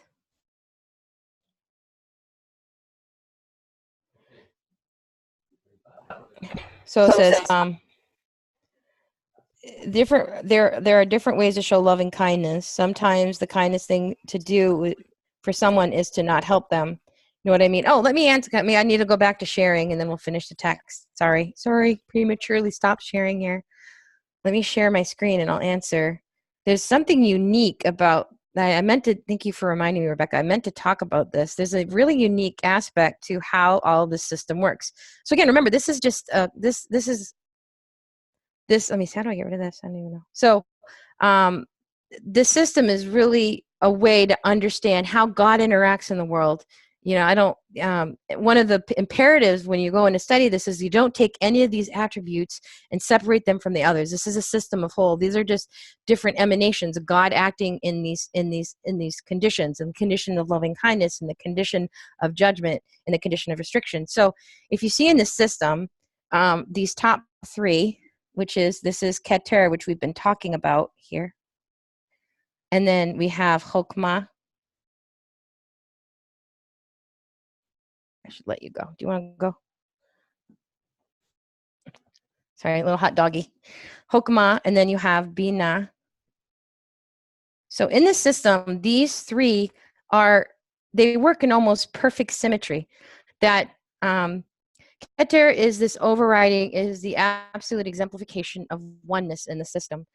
And it's like it oversees everything in the system. It's the prime directive. And if you're a Star Trek fan, it carries the prime directive for the system.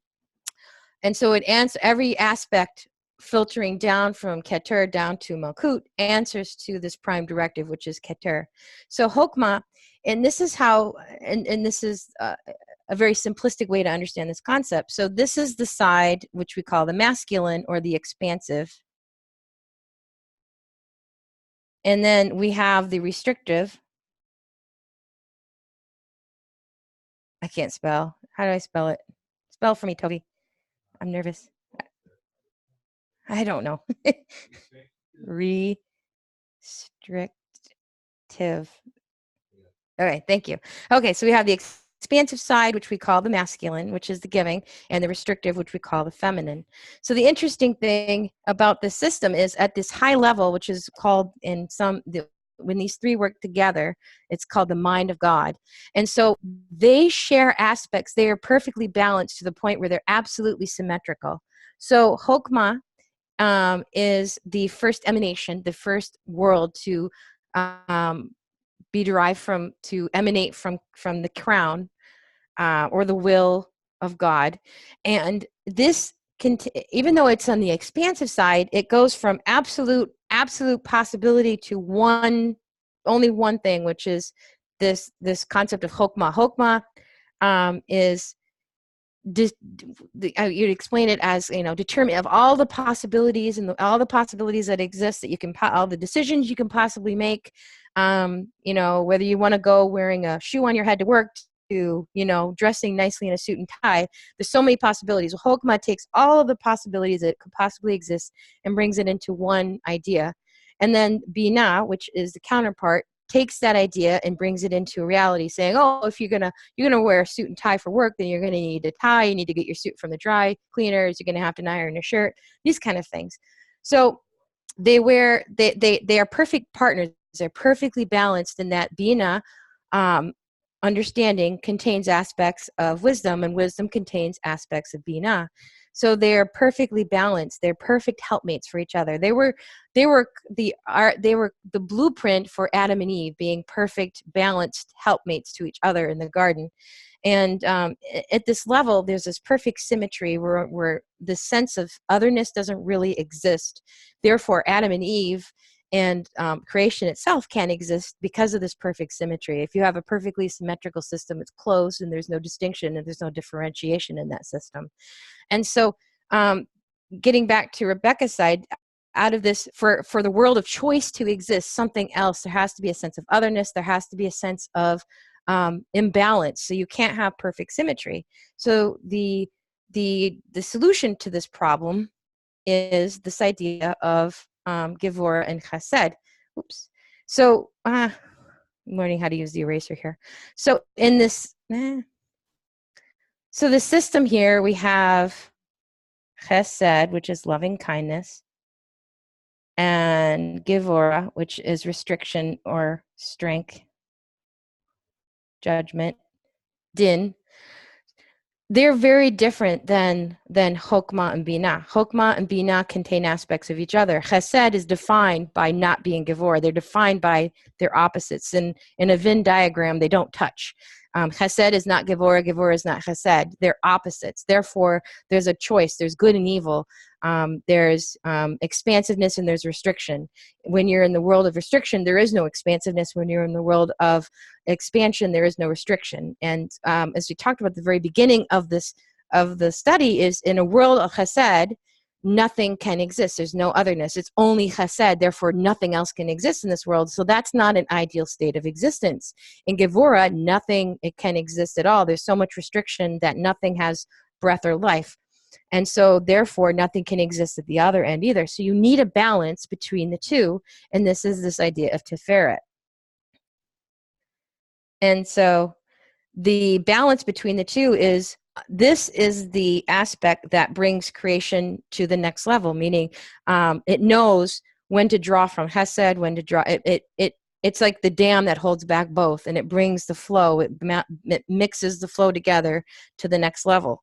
And in the idea of Hashgacha, Pratit, of the idea of divine providence, creating this Hanhaga of reality that we can exist in, where if you exist at the level of Chesed or Gevurah, the minute you do something wrong, judgment will step in and annihilate you. So there is no deviation from holiness at this level. There can't be, or you'd be annihilated by the system. Therefore, Tiferet, with the guidance of this ruling, the overarching principle of oneness, says, well, if you can't have oneness revealed in creation if creation is destroyed, so there has to be something to keep creation from being destroyed.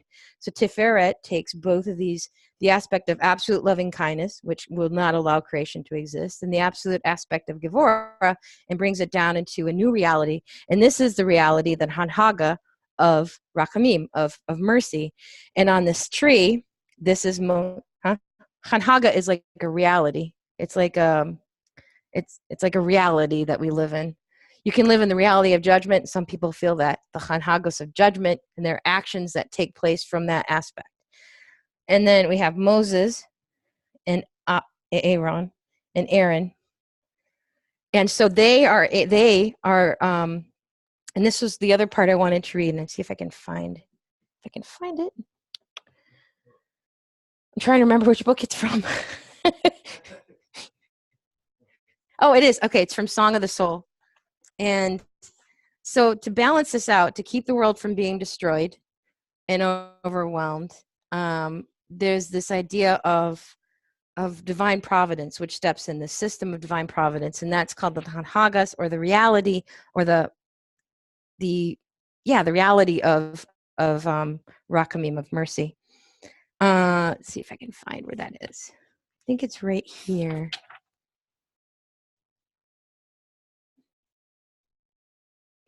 So the interesting thing about Keter in this system, the very top here, is this Sefer of Keter is characterized by the abundant flow of loving kindness and mercy to the creature, irrespective of whether these deeds merit it or not. So in the idea of divine providence, the system of divine providence is based upon the actions of mankind. So these lower Sephirot are the feedback loop that we've talked about in earlier sections, that when a person sins, then the Hanhagas of Rachamim, the reality of mercy, will step in to intercede on their behalf and maybe give them judgment, maybe give them, will cause a reality to something to exist in their life to give them a rectification or an opportunity to put right what they once did wrong. But at the level of Keter just acts irrespective out of the individual's actions, but understanding the intent and the purpose of the entire system. So it says here, the Talmud says, I shall be gracious to whom I will be gracious, even though he is not worthy. And that's from Berachot 7a. From this perspective, both the Sephirot of Chokmah, which is right here, and Bina here, are great kindness because of their high level. In other words, when the Holy One, blessed be He, guides His world through these Sephirot, great abundance comes to the world, whether creatures merit it or not. And the Ramchal says this repeatedly, that Hashem is the originator of the system, and he can intervene at any point without violating the rules of the system. And this emanates from the reality of the relationship between Keter, Chokmah, and Binah. This ability to intervene in the system, irrespective of an individual's deserving this intervention or not. He says here, although Binah is the root of the left line, this line of judgment, judgments only emerge from this aspect of Gevurah here. Binah itself operates in the mode of the three primary Sephirot, which is absolute loving kindness and mercy. So we're getting down to the area of the nitty-gritty of how divine providence works, how it brings about realities. And the reason I'm getting into all this, because these ideas and these concepts touch upon these periodic time observances, and I'll get into that in a moment. So we're getting into the idea of, so the characteristics then of the three primary Sephirot is the trait of pouring out all good abundantly without distinction of good from evil. So the Sifra of Chesed, let's see here, the Sifra of Chesed also grants a loving kindness, abundance of loving kindness, but only to those who are worthy, only to those who merit. The Sephra of Gevurah has the quality of limitation and restriction. This is judgment, each according to his deeds. Tiferet is the mean of Chesed and Gevurah, but tilts slightly towards Chesed. And remember, the world is created through Chesed, and Chesed in the system of divine providence always has the greater weight, the greater pull in the system. So the Sifra of Netzach, which is where Moses sits here, is the quality or the Hanhaga of loving kindness, but not pure loving kindness. And we see this exemplified in Moshe's actions. Rather, it is integrated with judgment. For example, when a man receives a punishment, it seems to him that at the moment that a wrong has been done to him. This Hanhaga, this quality, is the mode of a righteous man who suffers. You may ask, what loving kindness exists here? The answer is that the Holy One, blessed be He, does him a great kindness since He wants to grant him ultimate good. And remember, the whole point of the system is this ultimate good and the revelation of God's oneness.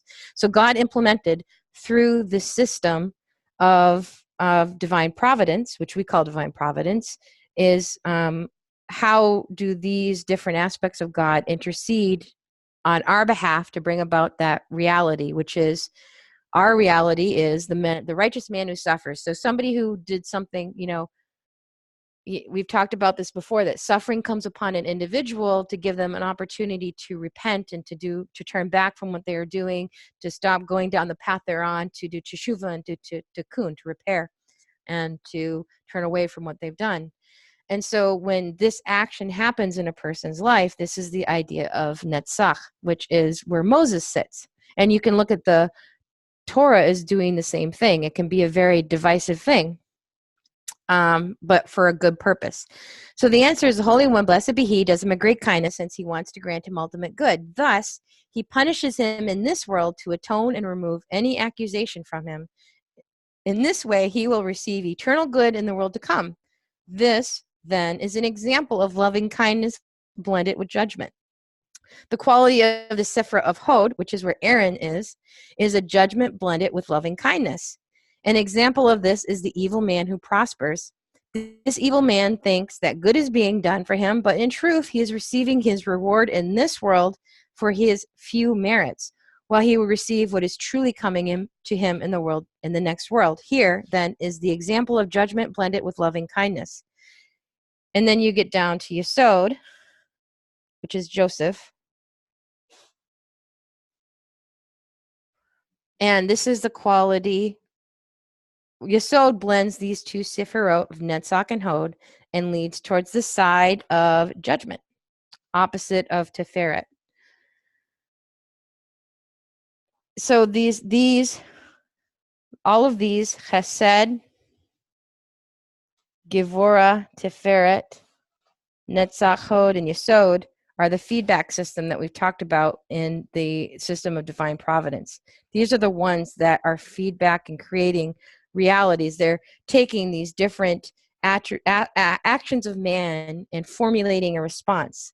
And this response is ultimately carried out. It says the quality of the Sifra of Malkut is to receive from all of those above, to watch over created things, and thus revealing God's kingdom in the world. So God's kingdom is revealed through the actions that these various attributes of God carry out. And so they give and this is where when you think about all of these different concepts that we've been talking about, like the righteous person suffering so that they can enter the Olam Haba in an elevated state. These are the attributes of God that are causing this reality to happen in the world. And so let me see. I might have got any messages here, any questions?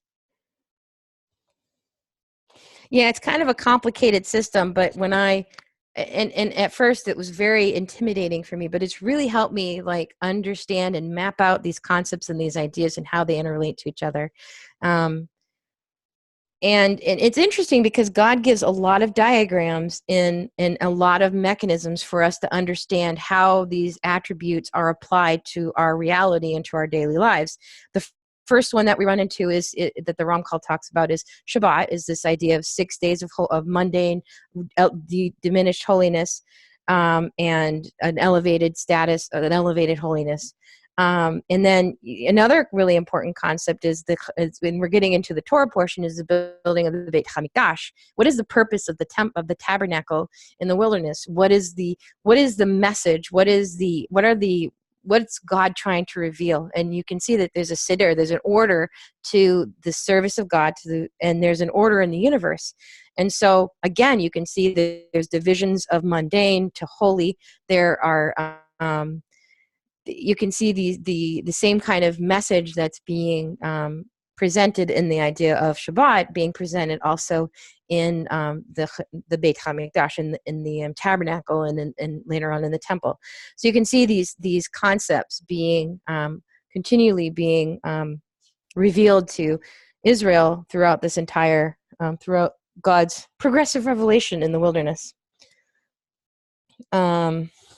So let me finish up, Tovi, if you want to get to 3:30, I think. Yeah, we'll finish up this section onto 3. This is a little, we'll read the rest. So in the light of the lofty spirit, 3:30 through 5. Yeah. In light of the lofty spiritual level that can be attained on the Sabbath, the Jew on the Sabbath is obligated to behave in a way that suits the day. As we explained above, that man is effectively lowered by having to cope with the physical world, his involvement causing him to become closely attached to the mundane and the material, casting him down from the elevated status which is his due. On the Sabbath, man needs to become released from the mundane attachment, for the Sabbath is higher than the other days, and man thus must conduct himself in a manner consistent with the day's sublimeness. However, as long as man is in this world and is attached to his physical body, it is not possible for him to detach himself completely from the material side of existence and be entirely uninvolved. The divine wisdom did set a measure, however, as to how much man should sever his connection to the physical and how much attachment must remain. Man was then commanded to disengage himself up to the appropriate level and maintain that level the entire Shabbat. This, in essence, is the idea of melachot, activities that are forbidden on Shabbat. So this idea of separation between the mundane and the holy. And this really important thing here is this idea of creation being I guess mired down and imprisoned by the material for these 6 days, only to be lifted up also through a combination of his actions and worthiness on the Shabbat, meaning that it's not God doesn't mystically stop all of creation, but man has a part into entering into the Sabbath, into this Shabbat, that there are actions that have to be taken. Shabbat is given by God, but man has to enter into this through an active, conscious decision. And I lost my train of thought. It derailed. So, okay, going on to section 4. Besides the fact that we are forbidden to do anything to damage the holiness that is transmitted on Shabbat, we are also commanded to honor the holiness. This includes such observances such as Shabbat delight, Oneg Shabbat, as well as honoring the arrival of Shabbat with Kiddush and its departure with Havdalah, separation. These and other particulars of observance all around the same basic idea that a person should conduct himself on the Sabbath in such a way that is appropriate in light of the great holiness that avails himself to him on this day. Man gives honor to the day's elevated nature and shows his recognition of its purpose, which is to promote greater closeness and attachment to God. One's intent should also be to afford honor to the one who gave us this wonderful gift. In fact, all of these observances relate to the Sabbath's holiness in all its particular aspects, and they follow the day's inherent nature and commemorate the true benefits that it brings. Just like the Mishkan, that there were levels of holiness, there were certain obligations that an individual had.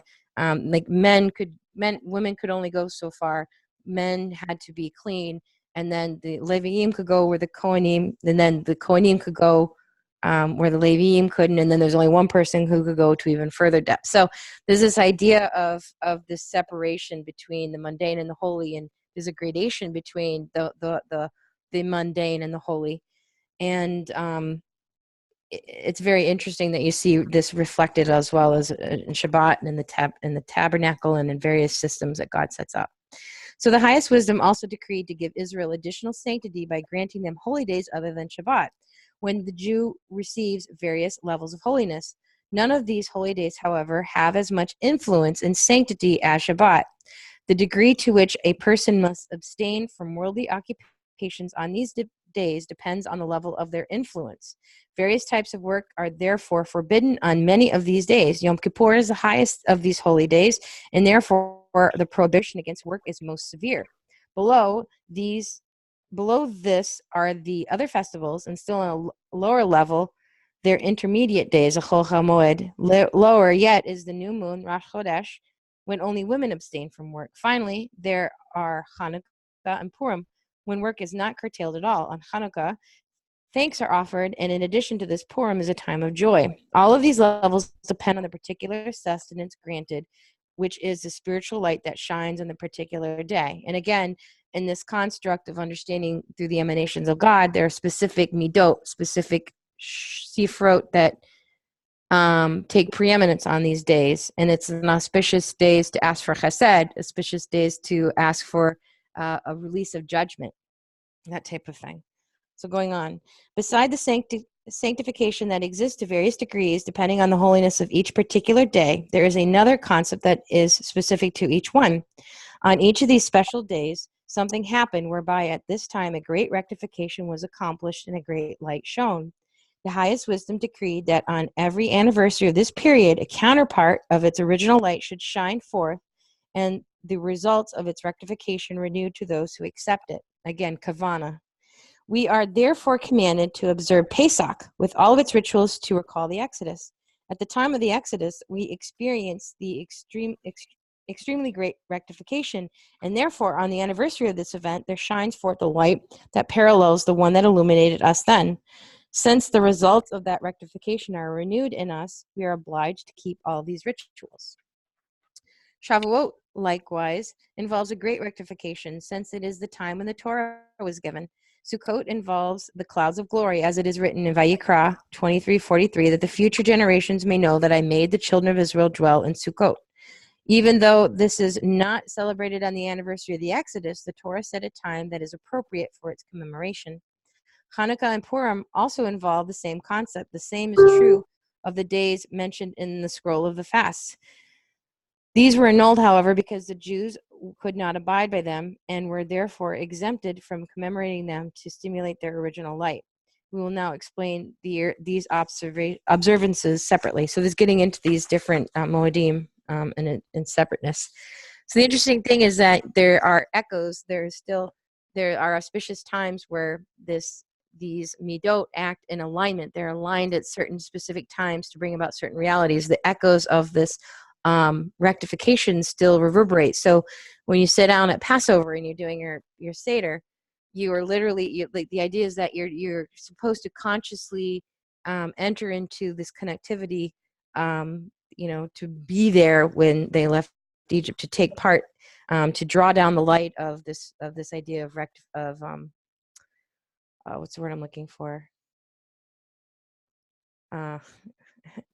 Redemption. So they're drawing down the light of redemption at the time of this auspicious time, Pesach. So you're not only just aligning yourself with those attributes that cause this redemption, that you're actually you're becoming an active participant in the redemptive process by observing these ordinances at these specific times.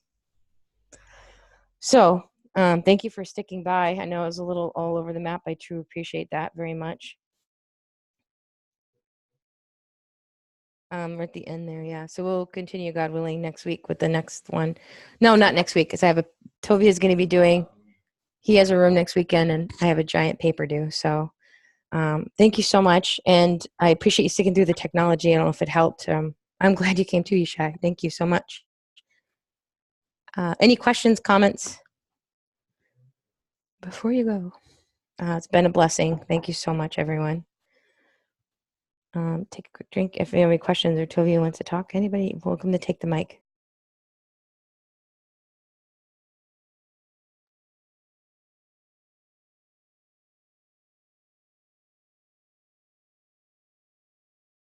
So I will try and hand some of these books over to Tovi and see if he can take pictures of them, so we can post them, and I will post the other thing, the Chabad article. It's amazing. It's a really awesome article. And oh yeah, please. I love that. Yeah, please. You're welcome to share things on Derech Hashem. Oh, definitely, please.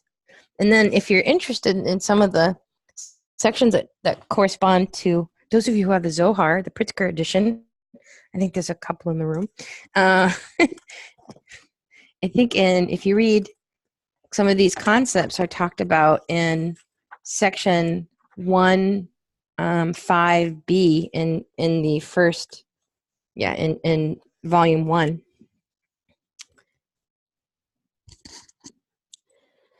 Yeah, the idea of the Ana Bakoa prayer is directly tied to some really deep concepts, so I really totally appreciate that.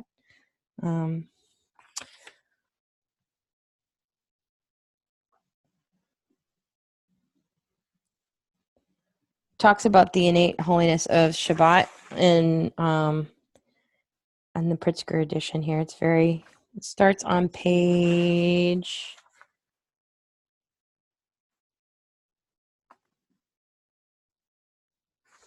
I would say page 27, if you have that. So,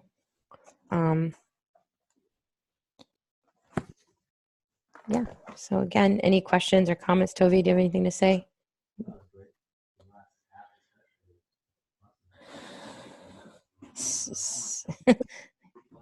Yeah. So one of my favorite holidays. You shouldn't have favorites, but I do.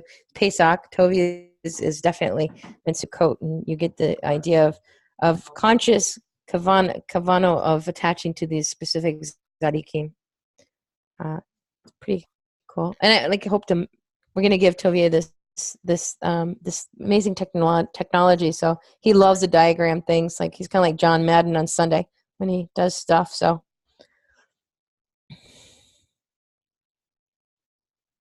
Yeah, stop it. Okay, we should stop sharing the screen. What are you doing? Oh, okay, questions. Yes. Do you want to jump on the mic? Can you hear me? Yes. Hello. Okay. Yeah, it was something from earlier, and Toby told me to hold it, so I held it. And it had to do with the idea of the Sephiroth in the beginning, at first as a straight line. And it was something that I've been looking at stuff and thinking about it and not really finding like the best of answers in the stuff that I've looked at. But is it possible that the way that the Hindus describe the chakra system is perhaps that original, I guess, mode of meditation or concentration or kavana or whatever before the fall? and that the reason why it's still observed by certain cultures is because it had a relevance in the past.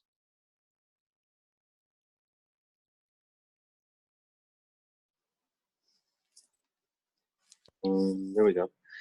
The chakras. Yeah, the guy to get in here is Sanjaya. Oh yeah. Yeah, he'll talk about it, and probably what he'll tell you is that a lot of this stuff Abraham and others knew about, and a lot of those teachings went all around, and that it's some kind of variation of this in terms of whether it reflects something. I didn't miss part of what you said. I think you said it might reflect something before or since. Oh, the linear Sephiroth, because the chakras are more like that. Yeah, how many chakras are there? I don't even remember. Are there 8? They only have 7. 7, right? Yeah. So that's why I was wondering, because when you look at them just from a base standpoint, they reflect aspects of the Sephiroth, which I found interesting. I was wondering if they were in any way comparable, just because obviously I guess the systems they are. I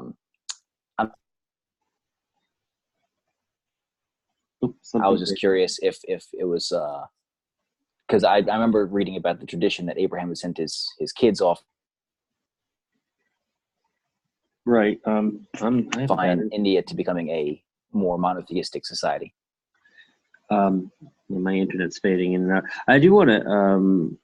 That would be a fun evening to just discuss some comparisons. So I was actually working on some Matrix stuff, and I was working on one of the characters, a little girl named Sati, and that led me into some Buddhist and Hindu websites, and I started reading not just like the chakras, but some of these different principles and concepts, and they sounded a heck of a lot like similar things in Kabbalah and Judaism and all. So it's there's all kinds of interesting connections. When I was young, a teenager, and bored and tired with life, I was looking. George Harrison was my boy, and I really started reading a lot into the Bhagavad Gita and all the Hinduism stuff, and I thought it was really interesting. It kind of really sparked me for like a lot of spiritual stuff too, just kind of inspired me to keep looking more than what this crappy life had to offer. So yeah, I mean, I'm just not prepared to really talk about it. I'm not an expert on that, but it would be fun to have a room one night to find some of the different ideas with the chakras and just other concepts in those Eastern, particularly Hinduism and Buddhism. There's just so many things that are seem to all connect. Yeah, so that would be a good room. I actually did ask Sanjaya a while back if he'd want to do something like this, and he was kind of giving me one of his, that would be great. And I'm like, no, I got to pin him down on it now. Tell him, no, high demand, buddy, high demand. You gotta get in here one night. So I'm trying to get some of those guys or whoever's interested to do some of these type of rooms during the week on a different night or Sunday daytime. Chus, who's Chus Kasal, he's over in Spain. So he's later than us. So if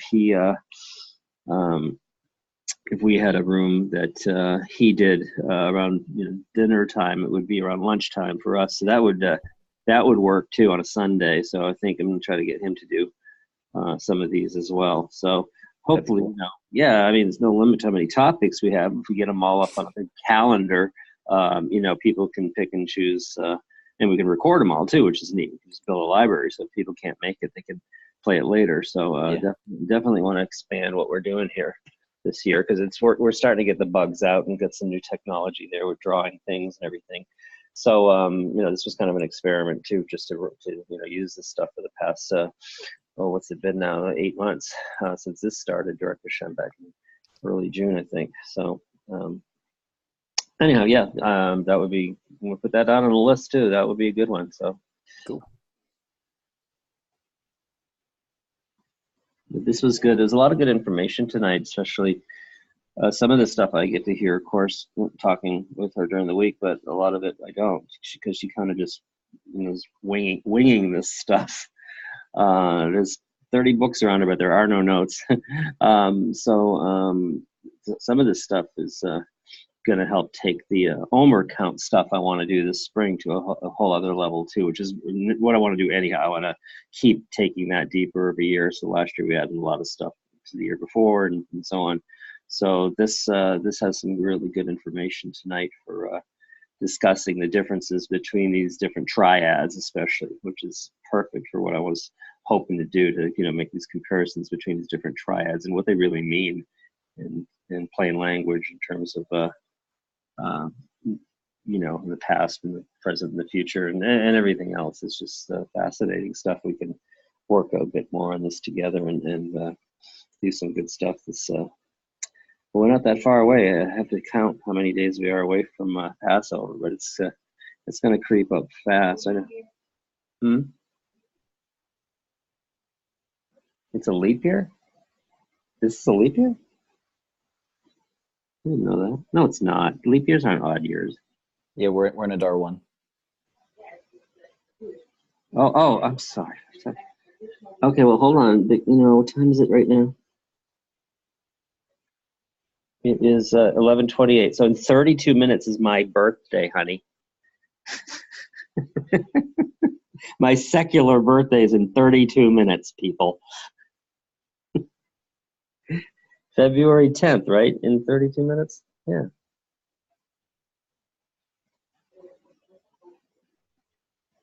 No, you don't have to sing me happy birthday now. I plan on signing off before that. 29 again. In fact, I'd take 39 again at this point.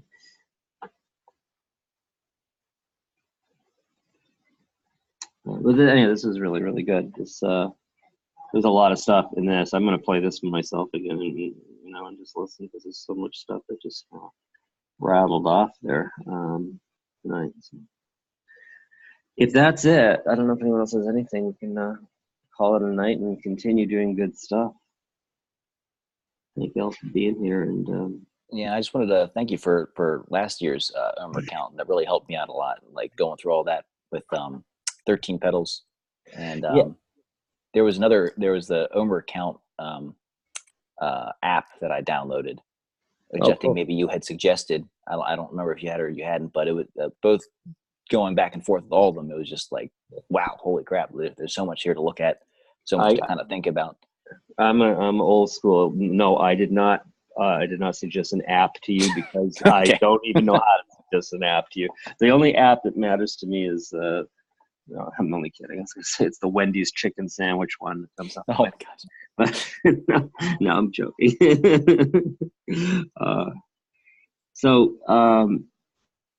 Yeah, this is great, and I want to do some really good stuff with the Omer stuff. That's springing off into another group we started. That's called tentatively nicknamed it another project. Actually, it's a bigger project called Psychospirituality 2, or PS2, just like the old PlayStation. Oh gosh. I want to start to look to develop some ideas for this stuff and bring it into real world situations, particularly with all the mental health issues that we have going on, particularly with younger people, to get some really good stuff into their hands through a secular teaching format, but grounded in these type of principles. That's like a long-term project that I'm taking. I'd be really interested in that, because cool. Yeah, because I got myself back in school again because I'm really looking to get myself into psychology and counseling, because that's what I'm trying to. I'm trying to take all these things and make them more worldly applicable. Yeah. So.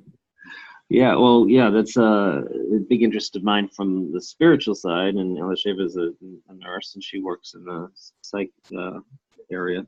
So, and I'm just looking at the numbers and everything with the amount of mental health issues that, middle school level is where they're finding by age 14. A lot of it is developed by age 14. It's crazy. Mm-hmm. And with social media, it's just accelerating these problems. So that's definitely, so if they can accelerate the problems, it can accelerate the cure. It works both ways. So if we can get stuff the kids get excited about, and I'm talking about starting really, really, really young, like grade school, with just basic ideas about life and who you are and how human beings work. And so it's okay to be different. In fact, it's great because now you have other people. There's things you can teach them very young.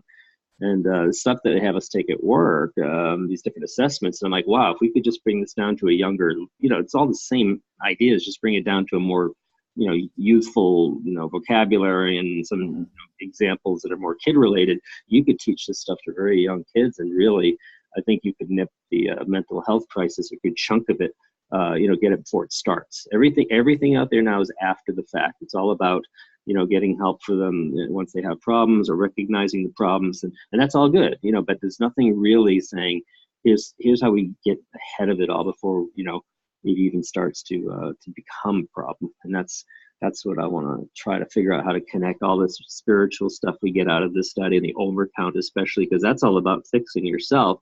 So if you can fix yourself after the fact with the overcount, why don't we take those same ideas and bring them earlier somehow into some kind of programs to be more preventative medicine, if you will, and or preemptive, and get ahead of it. Like one book that does that at an adult level is Stephen Covey's 7 Habits of Highly Effective People, because that's absolutely it's a mirror image of the overcount of the 7 Midot. And now he wasn't Jewish or Kabbalist or anything; he was a Mormon. He just kind of stumbled on this, right? He even said it's all spiritual stuff, and I can't tell you where it comes from, but it's how I see things. I'm like, holy moly, this guy just nailed it. I mean, that was one of the most astounding things I found in my life, was that how perfectly those 7 things line up. There's just absolutely no difference. It's like a rabbinic text minus some of the language. And so if he can do that, and you can have all these business people reading this book, and it's not too religious or anything, then why don't we get it even earlier into something that's palatable for, I don't know, maybe eventually someday with the right support, public school system and everything, So that's I actually originally read his son's book, the one for teens, when I was a teenager. Frank, then that helped me out a whole bunch. Franklin Covey's book. Yeah. I was in the process of communicating with him when he went flying. When Stephen went flying off the bike and unfortunately died. And he died in a bicycle accident at 80 years old, riding his bicycle, and went right over the handlebars. Yeah, I was right in the middle of communicating with him on this whole idea, and it's like, well, that kind of just stopped that discussion. I was like, wow. So it's something I wanted to pursue for years now, and I see now there's the way to pursue it, I think, is through, and I think that eventually that could be something that would actually get attention, because there's going to be a lot more focus on this problem. They're only starting to get handle on it now. So in just a few years from now, there's going to be a lot more focus on mental health issues with kids, which means there's going to be more emphasis to put programs in place and funding, and all of these things are going to be coming down the road in just a few years. So, I want to get ahead of it now and offer some stuff that's, really good, and not some of the terrible stuff that's likely to come out, So, anyhow, this is wonderful. And actually, one of the things that helped me out a lot, and now I spend a lot of time, I can't enjoy TV shows and movies and stuff as much as I used to, because I spend a lot of time just critiquing them all. But one of the things that I've enjoyed the most, and when I watch them, I think this would be awesome for kids, if kids were interested in watching these sorts of things, which would basically be Japanese anime. I think that they tell tremendously great stories while holding on to very important themes. I think that they like just naming a few of them. I don't know if you've heard of any of them at all, but Naruto, or Full Metal Alchemist, or One Piece. All Greek to me. So yeah, I know. That's another thing Sanjaya's into, is the anime stuff, I think. So I got to talk to him about a few things. Yeah, but all those animes, they have very, very interesting themes, and some of the characters in them, they actually act as archetypes. Yeah, and ways that you can focus on certain parts of yourself. Like one character imitates, the value of hard work, while another one, showcases, nihilism. And another one showcases something else. But that's cool. And then, I do that. Go ahead. Yeah, I was just gonna say Full Metal Alchemist. That one especially takes use of the Tree of Life model and applies it directly to its story. So when I was watching it, I was actually watching at the same time that I was starting to learn stuff about Kabbalah, and I was like, oh wow, look at this! I'm sort of seeing things hand in hand, and in the way that this is kind of working out, in front of my eyes on a screen, and likewise with the stuff that I'm reading about. Yeah, I was trying to do some of that with the Winnie the Pooh stuff last year. That is a thing. I actually talked to somebody at work about that this week. They brought out a program for people at work, and afterwards I met with the person who was the facilitator of the program, and then we were going off about different things, and I mentioned some of these concepts, and I brought in like Winnie the Pooh and gave some examples, and she was like, that is really interesting. She thought that could really work for little kids. So we start them with that, and go from there. But similar to what you were just saying, those characters all represent the different Sephiroth, including all the way up through the author. So Yeah. Cool.